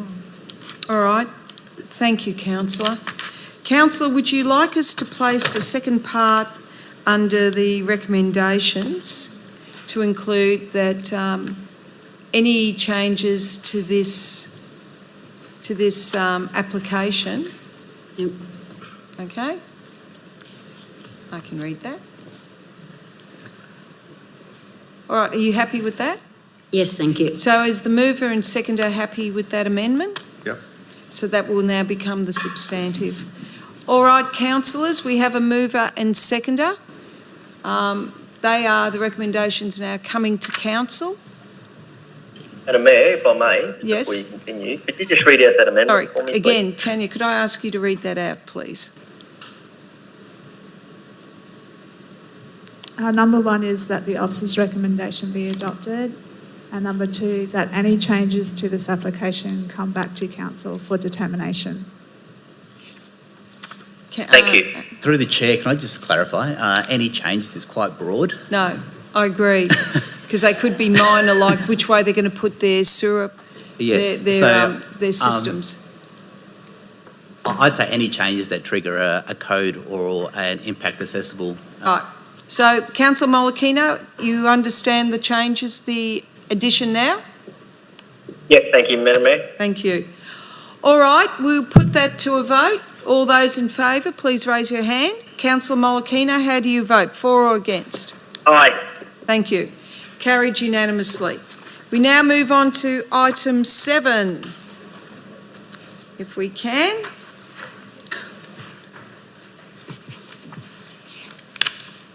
Our next one is the Inclusive Community Advisory Committee minutes for the 2nd of October. Councillor Dorr, would you like to move those? Yes, Madam Mayor, I'd like to move those. And do I have a seconder? Councillor Greenie. Any discussion from the mover? No, Madam Mayor. Thank you. Any further discussion? The minutes are quite straightforward. All right, we'll put that to the vote. All those in favour? Councillor Molokino, are you in favour of accepting those minutes? Yay? Yay. Thank you. All carried unanimously. Next is the item 8 and 9. I have a request for those to be referred back to staff, if we may. Councillor Doyle, do you wish to move that? Yes, I do, Madam Mayor. If we could just request that those 2 items go back to staff and come back again in January, please. Okay. Do I need a seconder for that, CE? Yes. Thank you. Councillor Coombe. All those in favour that they... Thank you. Against? Oh, sorry, Councillor Molokino, are you for the request to... Yes, I am, Mayor. Thank you. Carried unanimously. We'll now move to item 10, which is the grants and partnership recommendations. Thank you, Councillor Doyle. You move? I do. Thank you. Do I have a seconder? Councillor Ryder, thank you.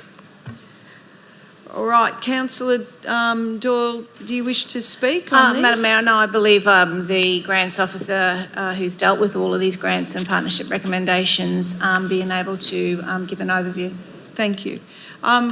Councillor Raybine, you expressed a concern over, you've sought advice? Yeah, I sought legal advice on that and I'm all good, Mayor, thank you. That's fine. Is it Alistair? Would you like to come forward? Thank you.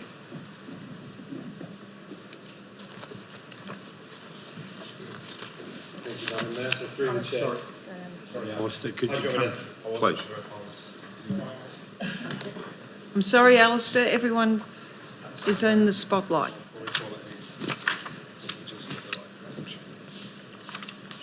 So thank you, Madam Mayor, and through the Chair, just like to present the three recommendations for the grants for $5,000 to $25,000. This round of grants closed on the 30th of October, and the three that are presented were followed the 8-week process of eligibility and assessment. The total value of these grants is $49,424 in cash and $18,163.05 as a fee waiver for the Civic Theatre. If the councillors are interested, I'm happy to talk about one of the particular applications and recommendations. Does anyone have any questions on any of the grants? Councillor Jacob? No. Thank you. Sorry, no. Okay, anyone? Yes? No, Madam Mayor, I just thought it was important that the grants officer, if the council wishes to hear about them, the background to some of the grants, because I think it's important, particularly with the one where we've got based on a social outcome, that we, I suppose, explore that further in the sense that it is a great outcome for the community. And it's positive in that sense. Building social capacity and capability is vitally important as economic capability. So yes, Madam Mayor, I'd probably like to hear about the first one, if we could. All right. Thank you. The first one, if you could please, Alistair. The others, I think, are fairly explanatory. Absolutely, thank you, Madam Mayor. And through the Chair, so the first application is from South Pacific Taekwondo, looking to develop or deliver on a project or initiative engaging Indigenous young women aged 13 to 18 years old in a 9-month program of Taekwondo. So they're working in collaboration with STARS. STARS are currently running a mentor program with 3 of the schools. So just need to double check. Hold on, let me find my notes. Through Thuringowa, Pimlico and Heatley High School. And they are running a very successful program in those schools. South Pacific Taekwondo have been partnering with STARS in a voluntary capacity, offering ad hoc Taekwondo lessons and sessions for these young women. And they came to the grants team to see if we could help in terms of enhancing their capacity to continue to deliver a bit more of a long-term project, because they felt that the outcomes for these young women in particular would be far greater received over a longer period of time. So they actually had never applied for a grant before. They came and met with the grants team and myself to seek advice on how best to do that, to look at the priorities that council were championing through the grants program, and really have taken on all the advice given from the grants program and submitted a really excellent application. So the program seeks to work with 35 young women who've identified through the STARS mentor program over a 9-month period, where they would participate in 2 to 3 sessions a week of Taekwondo. As part of the funding, these young women would actually become lifelong members of the Taekwondo club, and the idea being that that gives them an opportunity to stay within this sort of an initiative long beyond the 9 months. We know that, I guess, the way that STARS work, they work with young women who have been identified as Indigenous Aboriginal and Torres Strait Islander community and are at risk, I guess, of struggling in terms of schooling and outside of schooling further into society. So some of the things that they have identified as areas of need for young women is that about 50% of Indigenous girls complete secondary school education, Now, in 2018, Stars Foundation, of all the young girls involved in their mentoring program, 97% of them completed Year 12, and then 81% of them went on to education, employment or training post Year 12. So the statistics in terms of Stars impact make them a great organisation to partner with. We also know that young women from Aboriginal and Torres Strait Islander backgrounds are, I guess some statistics for you here, are 8 times more likely to be the subject of substantiated abuse or neglect, 3 times more likely to experience sexual violence, 2 times more likely to drop out of high school, and 36% likely to be employed. Now, there's been a lot of investment in young men from these cultures and seen some great improvements, but less so in terms of young women. And that's where Stars also steps in and feels like there's a gap that they can meet. And so partnering with South Pacific Taekwondo, it's hoped that the Taekwondo will be the vehicle. So not so much around self-defense and learning those skills, whilst also an additional factor, it's actually about the sport as a vehicle for things like resilience, sense of community, peer support, connection to others, and hopefully giving these young women aspirations long beyond the 9 months of the programme itself, and actually going on to encourage others from their own community, younger women and older women alike, to kind of, to make a difference. So that's why we felt it was a really excellent project, something new, really embeds the new grants programme, what it's about in terms of good things happening in our community that we want to support, that bring in better outcomes in the long term. So it's a long-term investment, I suppose is the way we'd look at it, as a preventative, not a reactive measure. Thank you. Thank you. So if I can just quickly, all right, you go first. Thank you, Madam Mayor. Thanks, Alistair. It's really exciting to hear about the potential that this is. One of the things that I would like to see, and maybe I might not even be here for it, but when the project is finished, it'd be great to actually meet the people from Stars and South Pacific, just to get their anecdotal evidence, particularly when they actually finish their 9 months. So through the chair, what we actually engaged with South Pacific was to look at getting some baseline measures at the start, the middle and the end of the project. So as well as the anecdotal evidence, we can really start to see some tangible outcomes for these young women. So nothing necessarily too clinical, but really looking at well-being measures that we can see. Where did they start? How did they progress through the programme? To really give some baseline data, because South Pacific want to broaden this project to engage young women in different schools, not just of Aboriginal Torres Strait Islander background as well, and they would look to use this as a way of seeking funding from either state or federal levels as a kind of an entry point. And again, that was another real positive about them engaging in the project, was understanding that this is a hand up, not a hand out. We're looking at capacity building in our community. And so they've also, just as an aside, have just put an application in for infrastructure grant, I think through state funding, to improve their club to then engage community in a broader sense as well. So lots of positives, and we'd hope to be able to track this through and maybe even look at using them as an example of the new grants program and someone who with no experience coming through to seeing a project right through to the end. So I'm happy to present that back in about 9 or 10 months' time. Thanks very much. Congratulations. Well done. Thank you. Councillors, any other questions before I ask mine? Yes, Councillor Cook.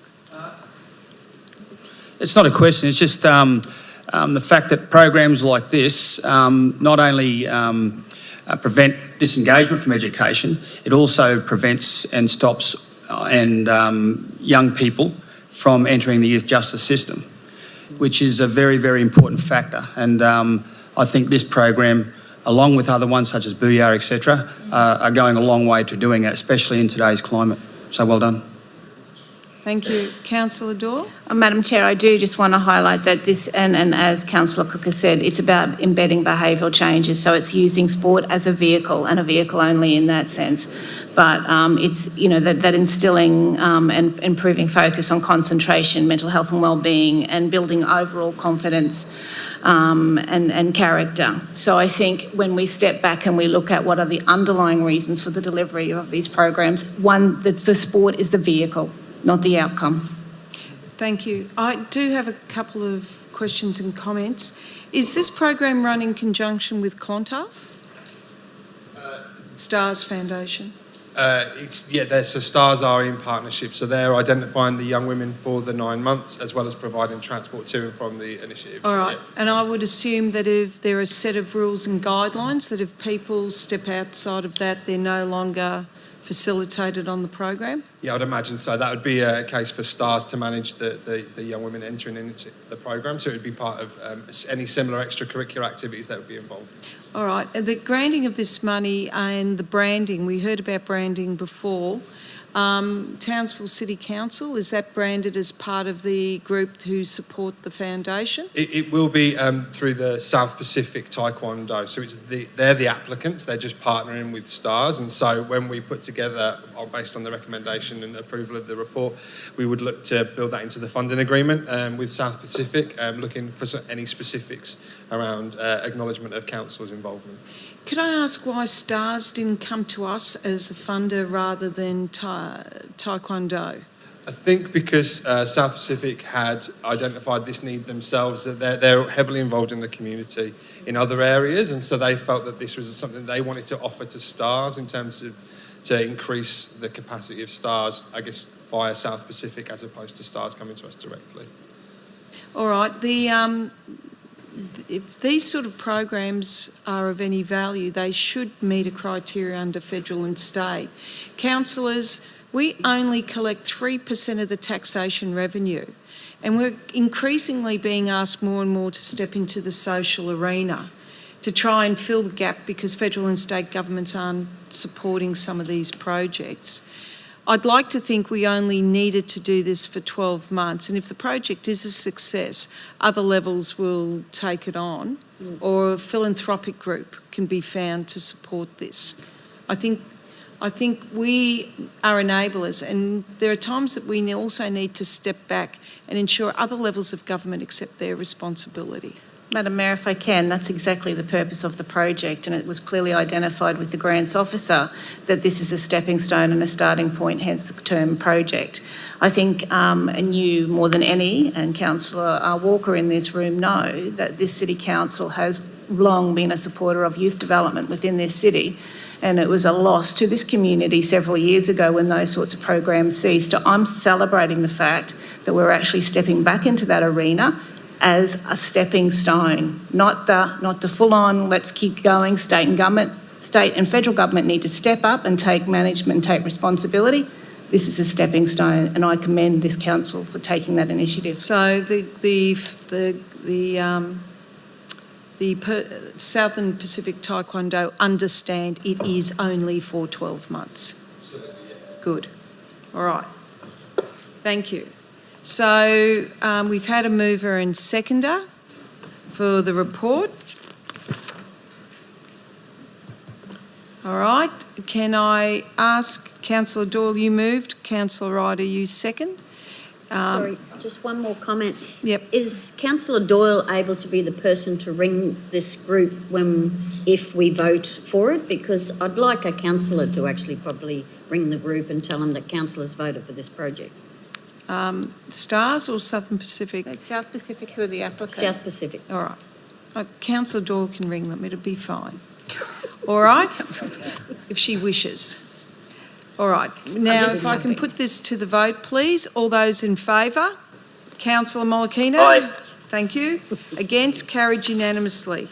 We'll now look at the RAD of funding, and I would assume, Councillor Ryder, this is yours. Would you like to move this report? I would love to move this report. Thank you. Do I have a seconder, please? Councillor Coombe. Any comments on the report? Yes, Madam Mayor, just one comment that to our delight, and very sad though, that we actually received $170,000 worth of applications and we could only commit to 40,000. The committee we had round the table had to make some hard and fast decisions, but they weren't taken lightly and a lot of reading had to be done, and I commend the team of the RADF committee that I've got this year and I've had for a couple of years, and also the staff, how they put it together, and it was quite easy this year and it was well presented, and it made us, it was easy to make the decision. Very hard though to knock back others, which we've said to them, There are other grant opportunities, like you said to before, there's state, federal, and we do have another bucket of money. So we did make some recommendations for those people because there were many, many good projects. Thank you, councillor. If there's been no further comment, we'll put the report to the vote. All those in favour? Aye. Against? Carried unanimously. Let's move on now to item 12, which is the budget variance report. Now, we are moving towards the mid-year financial review as part of today's meeting. This is for October, and I'll seek someone to move this report. Councillor Coombe, thank you. Do I have a seconder? Councillor Doyle. Any comments? I think the comments will be reflected in the mid-year review. All right. We'll put it to the vote. All those in favour? Against? Aye. You're against, councillor, or are you for? That was an aye? Delay, Madam Mayor. I'm for. Good. Thank you. Carried unanimously. We'll move to item 13, which is the Treasury report from the state government. Do I have the same mover? Thank you, Councillor Doyle. Councillor Coombe. Do I have a seconder? Councillor Doyle. All right. Any comments on the Treasury report? It's fairly self-explanatory. Historical. Thank you. So we'll vote on item 13. All those in favour? Aye. Against? No one against, so carried unanimously. All right. We are into confidential. No, Madam Mayor, we've got one more item. Sorry. Item number 14. It's a very important item there, Madam Mayor. Did I miss 14? Yeah. Oh, good God. Just the annual report. Oh, Jesus, that's the one. That's the really important one. Jesus. Madam Mayor, My apologies. Thank you. Yes, the annual report and the financial statements. Councillor, I'd like to move the annual report, if I may. Do I have a seconder? Thank you, Councillor Coombe. Ladies and gentlemen, today, on behalf of Council and the Executive team, I am pleased to present the 2018-19 annual report. Can I say there's been some conjecture in the community that we weren't going to produce this? I don't know why. Why? Yes. Can I say this report highlights our commitment to responsible financial management while sharing both our achievements and highlights of the Townsville City Council financial statements. In 2018-19, in the middle of with the floods and the way staff had to manage our funds, we were still able to deliver a budget surplus, a balanced budget, and kept rates obviously at 1.9% for 18-19. Due to the unprecedented monsoonal event, Council was granted a 2-month extension to finalise our audit and our financial statements. Councillors, there were many of our senior management who were affected by the monsoonal event, and through the recovery process, the ability for our staff to act in recovery mode and to also commit to business as usual was a feat in itself. The Queensland Audit Office signed off on our financial statements on the 26th of November, and the Audit Committee endorsed the annual financial statements on the 21st of November. The report here commits Council to building our future while maintaining fiscal responsibility and carrying out our core features. Ladies and gentlemen, there is a lot to be said here in the budget, in the financial review. And can I note that some of the things that I don't think the community understands is firstly, our community service obligations. We had budgeted for 1.149 million in that just around waste alone, and this is only in waste. As a result of the monsoonal event, our community service obligation blew out to 3.5 million. And that was based around allowing people to be able just to dispose of their waste as part of the flood into our waste stream. Now, we didn't charge people for that, but obviously there's a responsibility for us to set those funds aside.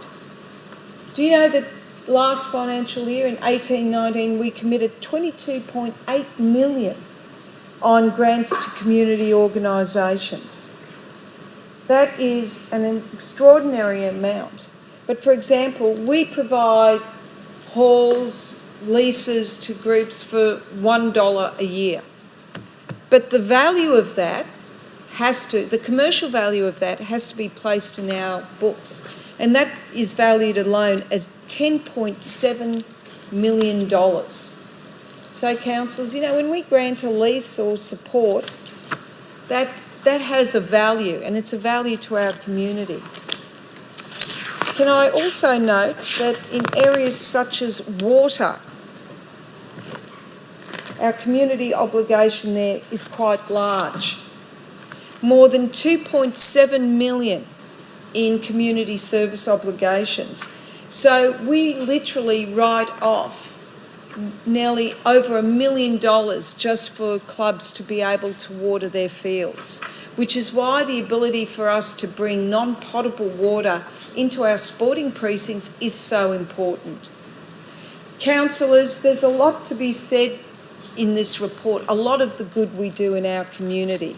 The number of parks we've upgraded, the number of off-leash areas have grown, the number of roads that we've paved. It's an incredible report. We talk about major investments. So our major investments for the Horton Pipeline. We invested $85 million last financial year in the Horton Pipeline. We replaced 1,000 water meters. We invested $4.7 million in fixing holes, maintenance holes, mains to property connect last 12 months. How we've invested the community's funds to ensure that there is a return, in ensuring assets are maintained, to ensure that we bring forward works, as I said, such as the Horton Pipeline, and manage it. We've got, for example, 6 stinger nets in the community. We manage more than 1,700 kilometres of road, nearly 1,800 kilometres of local road. We look after dog parks. We have 383 parks we have to look after. It's a massive community, and this annual report highlights what we do and what staff do for us. I want to thank the directors, the general managers, and of course the CEO in terms of putting the report together, but more importantly, councillors, for ensuring that we maintained a strong and vibrant community. And they did this during difficult times. The LDC, for example, was only open 6 weeks before the floods hit. That investment into future-proofing and protecting our community was a major investment. And while it was delivered over a number of financial years, it was delivered by and large by the people sitting around in this room. We're thinking about our future, and I commend the community. It's not a big document. It's not the 330 pages we used to put out. It is a document of 104 pages. It is a document that clearly highlights what we are doing as an organisation. Journalists, it's very easy to read. A lot of infograms there that will make it very easy for you to do some excellent articles. Ladies and gentlemen, I commend this report to Council. Councillor Coombe, do you wish to comment, considering you were part of the Audit Committee? Excuse me. Thank you, Madam Mayor. I too would like to pass on my thanks to the staff who prepare the document. So the document alone, I would like to pass on my thanks to the finance team and the marketing communications team, who take the amazing story that was the last 12 months and actually put it into a document that our community can consume and understand. And it has been an amazing 12 months to think that the business as usual that was achieved was done so in such trying circumstances. I think that cannot be highlighted enough. So not only just for the document itself, but what the document says and the story that it tells about our community and our resilience, and where we have come to in the last 4 years as an organisation that we are prepared for the next 4 and the next 40 years. So thank you to the CEO, if you could pass that on to the staff. Thank you. Can I just give you quickly some highlights? So it makes it easier for the journalists there. So we upgraded Heatley Park, Charles Moroney Park, Applan's Weir Rotary Park, as well as I think North Shore was in this financial year. We also have significant refurbishment to the Animal Care and Adoption Centre. It's in a far better position than what it was. The North Shore Youth Hub, including the skate park, obstacle course, teenage playground, outdoor DJ table. We launched we opened the Local Disaster Coordination Centre. We delivered on the bus hub. We progressed on the water pipeline, the recycled water system. We maintained 1,796 kilometres of road, 541 kilometres of footpath, 343 public spaces, 4 botanical gardens. God knows Melbourne's only got 1. We've got 4. We introduced the free 15-minute parking into 2-hour parking bays. We delivered on the curbside hard waste collection. We maintained free dumping for green waste and recyclable materials. We had our free tip weekend. We conducted a number of microchipping days. We had Pet Expo. We had the Get Active Expo, the City Library's 80th birthday party. We set up the Magnetic Island Seniors Fitness Trail. There was Townsville Eats. We had a number of events, including the V8 Supercars, the Festival of Chamber Music, and of course the weekend of football between the Cowboys and West Tigers and the AFL Gold Coast Suns and St Kilda. As I said, there's a lot more in this report and it's worth talking about, especially when we seem to have detractors there claiming we're not delivering on roads, rates and rubbish. I would argue that this report shows clearly we are delivering. So, CE, thank you, and thank you to all the staff. So we have a mover and seconder. CE, do you wish to make any comments on the report or the financial statements? I thank yourself and I thank the councillors for their support through this process. It's an extraordinary result, and it's down to one thing, and that's 1,500 people that are dedicated to this community. So thank you, Madam Mayor. Thank you. So I'll now put that to the vote.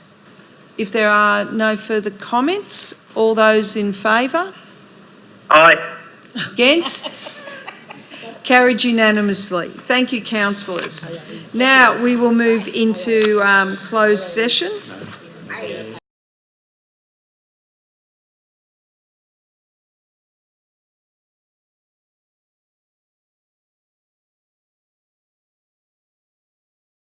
Moved out of confidential. We'll go to the first item. Confidential report for the Riverway Arts Centre, the variation of works under a cost-plus contract. The recommendation is that the document remain confidential unless otherwise deemed by council, and we approve the recommendation made at the conclusion of the report. So, councillors, I just seek advice. Do we need to change the recommendation to approve this in terms of the monies being spent as a budget item? Through the Chair, there's currently the money is in that report for the tractable seating, so at this stage No, I mean the full money, the 1.3. Yeah, it is to approve. This is a problem being an open like this with microphones, sorry. Yes? Sorry, yeah. It is to approve the full budget. Okay. So the recommendation will be made. So So the recommendation will be made public. No, the recommendation is just that. Councillor Molokino, there's some noise in the background. Sorry, Madam Mayor? Yes, Can you there's hear me? some noise. Now we can hear you. There's other noise in the background. I'll mute it. Thank you. All right, so... All right, we'll... So the recommendation needs to be as stands. Yes, councillor. I think because it says there, item number 2 says the recommendation in the rear of this report on page 5, and the recommendation that the council adopts the recommendation approved to proceed with the Hutchinson Builders complete, just that line, not the amount. Yes. I think your question was, do you have the amount? Ah, yes. It's just that recommendation. So, just that. All right. That comes to the front. Thank you. So that's the recommendation that comes to the front. The councillor's page 5. The councillor adopts the recommendation and approve proceeding with Hutchinson Builder to complete the maintenance task as private variations to existing cost plus contract. All right, thank you. So can I have someone move that? Move Councillor Saw, seconded Councillor Coombe. All those in favour? Carried. Aye. Thank you. Carried unanimously. Item 16, that matter is to be referred to the CEO due to the conflict of interest of all members of council.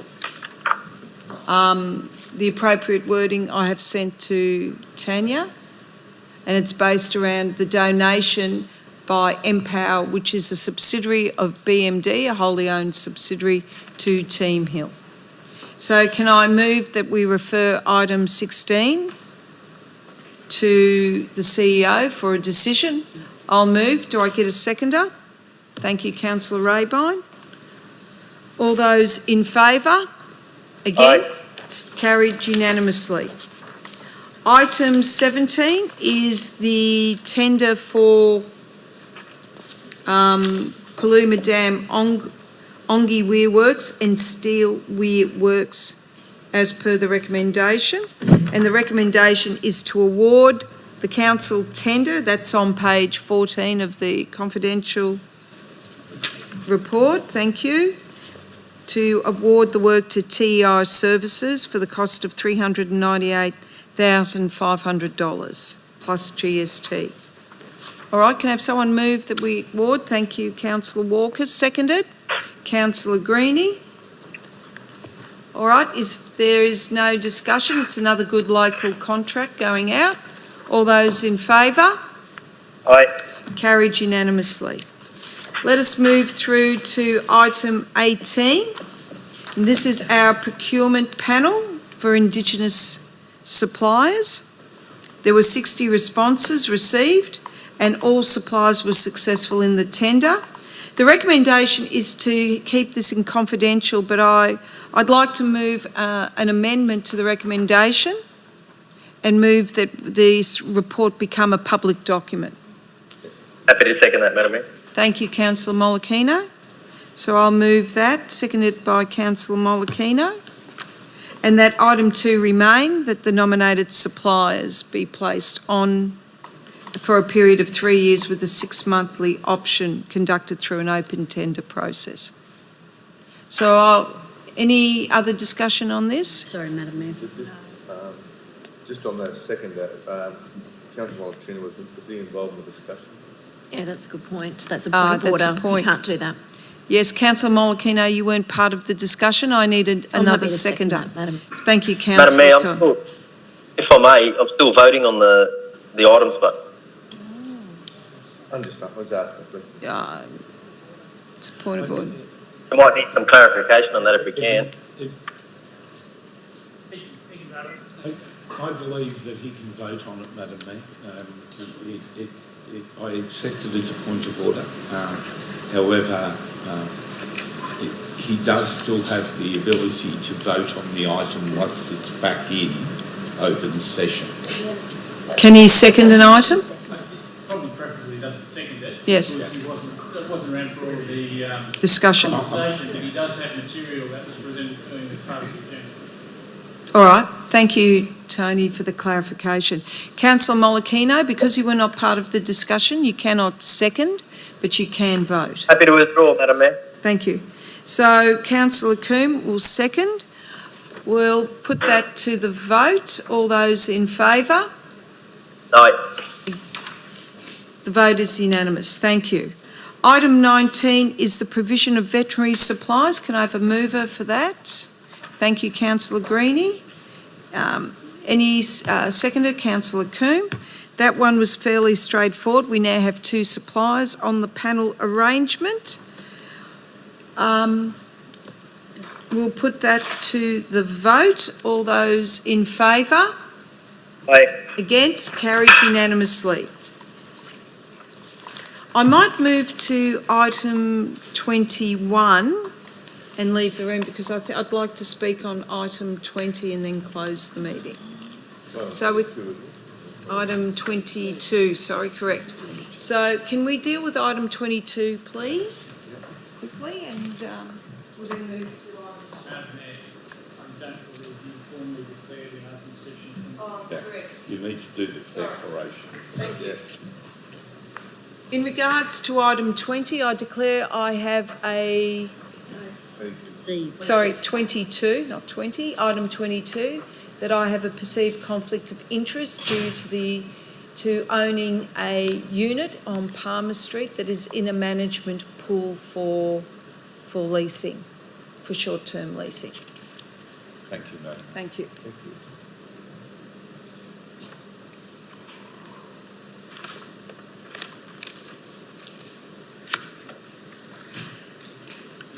I should give a recommendation.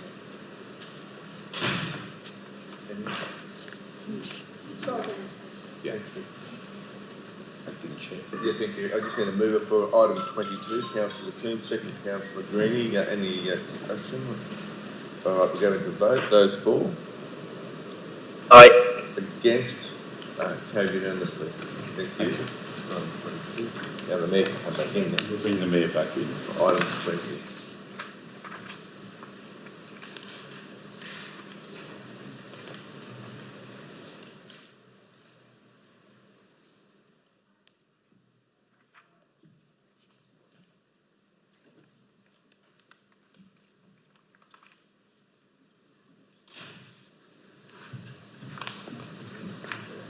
Thank you. Thank you. We'll now move to item 20, which is the mid-year budget review.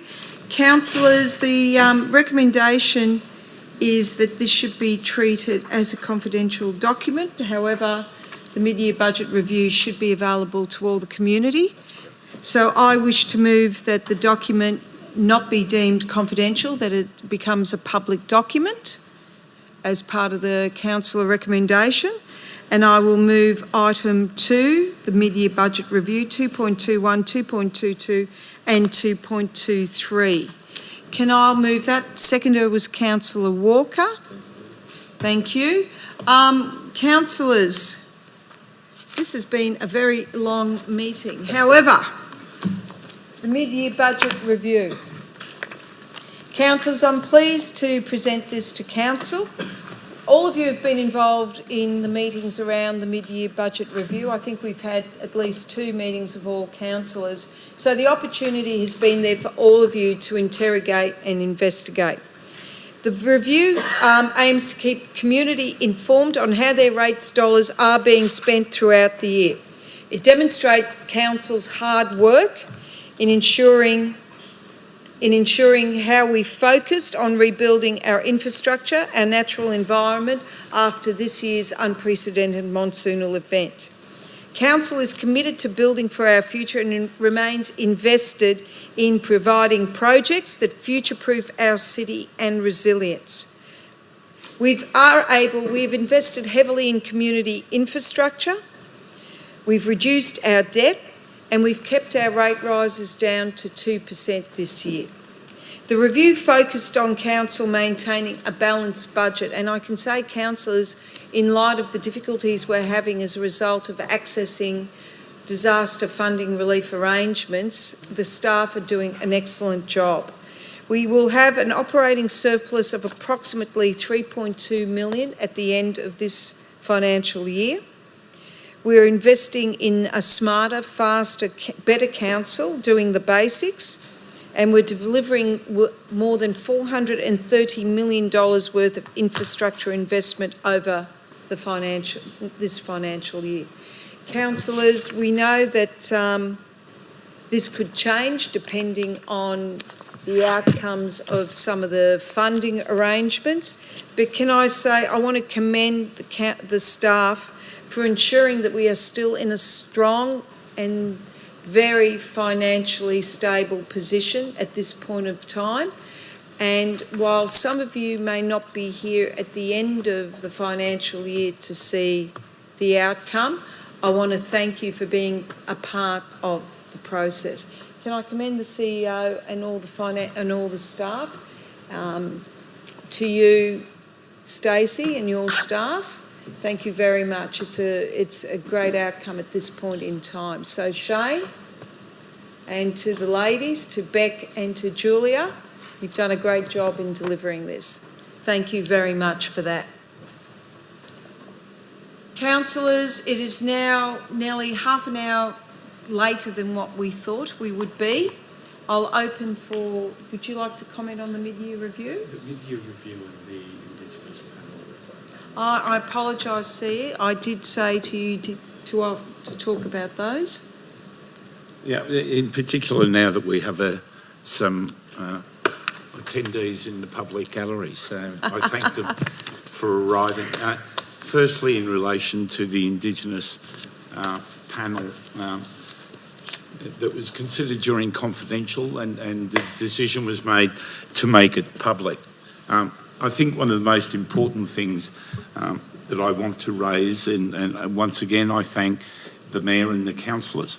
There was a commitment made some 3 years ago now, and I know it's been a stronger commitment amongst a number of you for a number of years, and it's for council to play a bigger role in fact, the lead role is correct, councillor, to play a lead role in Indigenous employment, in nurturing and supporting Indigenous businesses, the identification and support of Indigenous apprentices and trainees as a part of our everyday business. And I'm extraordinarily proud of the efforts of the team, in particular when it comes to the result of this panel. This is the culmination of running the first council-led Indigenous Business Forum that had a remarkable turnout. It is emblematic of the behaviour of our personnel and the way we have encouraged Indigenous business to come to council and more broadly to be a part of the business sector within Townsville and the region. The fact that we had 60 applicants for our Indigenous panel, and these are niche businesses that because there are also a number of Indigenous businesses that are a part of a number of our other panels. So I would argue that we are now close to having over 90 Indigenous businesses in Townsville registered either on the Indigenous business panel or on our broader panels. And a number of those have come out of the projects that this council has supported, and in particular the Horton Pipeline, the CBD utilities, and the list goes on.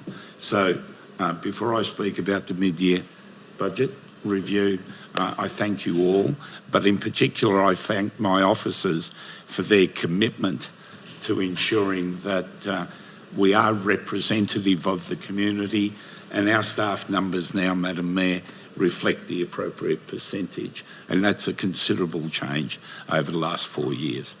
So thank you for that. In relation to the mid-year budget review, the commitment of this organisation at the behest of the councillors was to ensure that we maintained a financially sustainable council. We didn't at the beginning of last financial year anticipate the flood that we had. Again, I commend the officers and the Mayor and the councillors for their support. And I commend the officers, and I made the point earlier and I reiterate it now.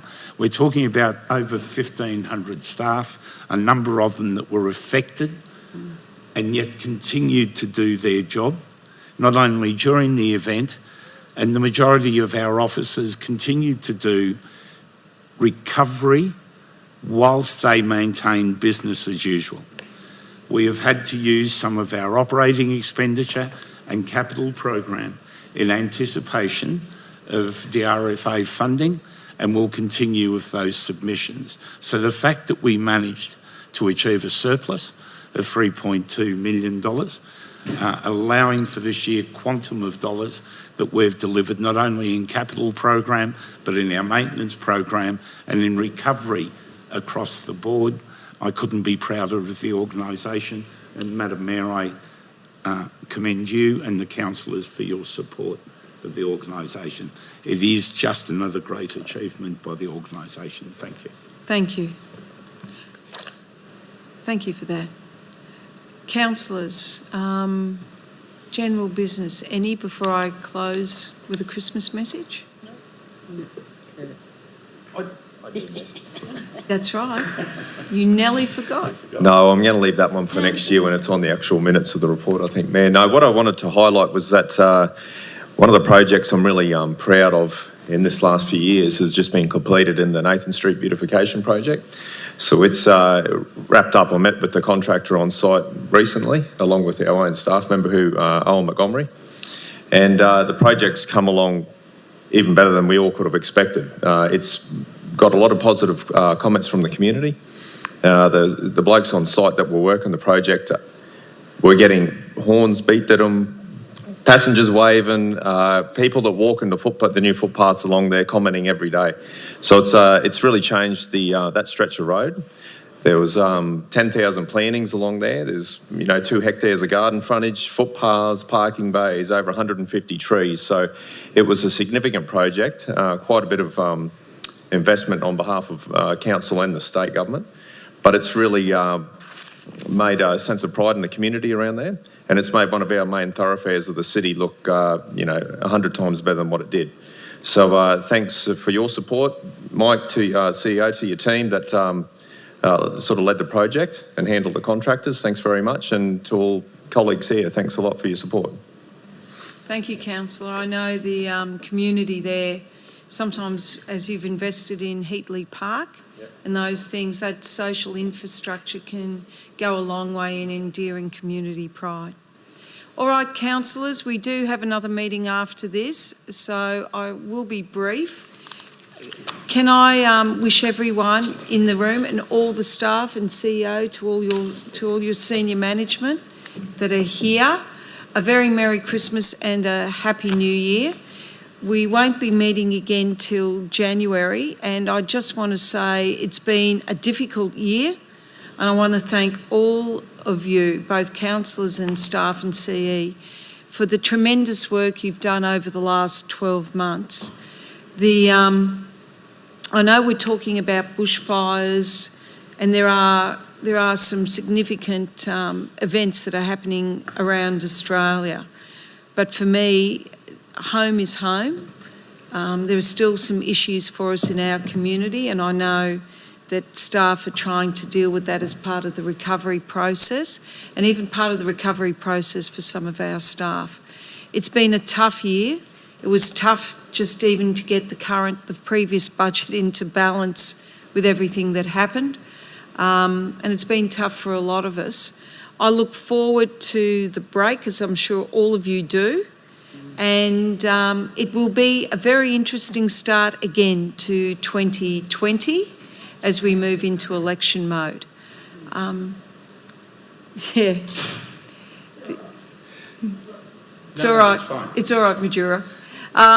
With that, I want to thank all of you for the effort you have put in this year. It's been difficult at times. We've had to make some tough decisions, but we've all done that as a well-informed, all of you as well-informed members of council, and I want to thank the staff for their support in helping us in our decision-making process. Have a good break. Have a great break for the new year. Please come back to us safe and sound. And again, as I said, I look forward to working with you for at least a period of time in 2020. Thank you.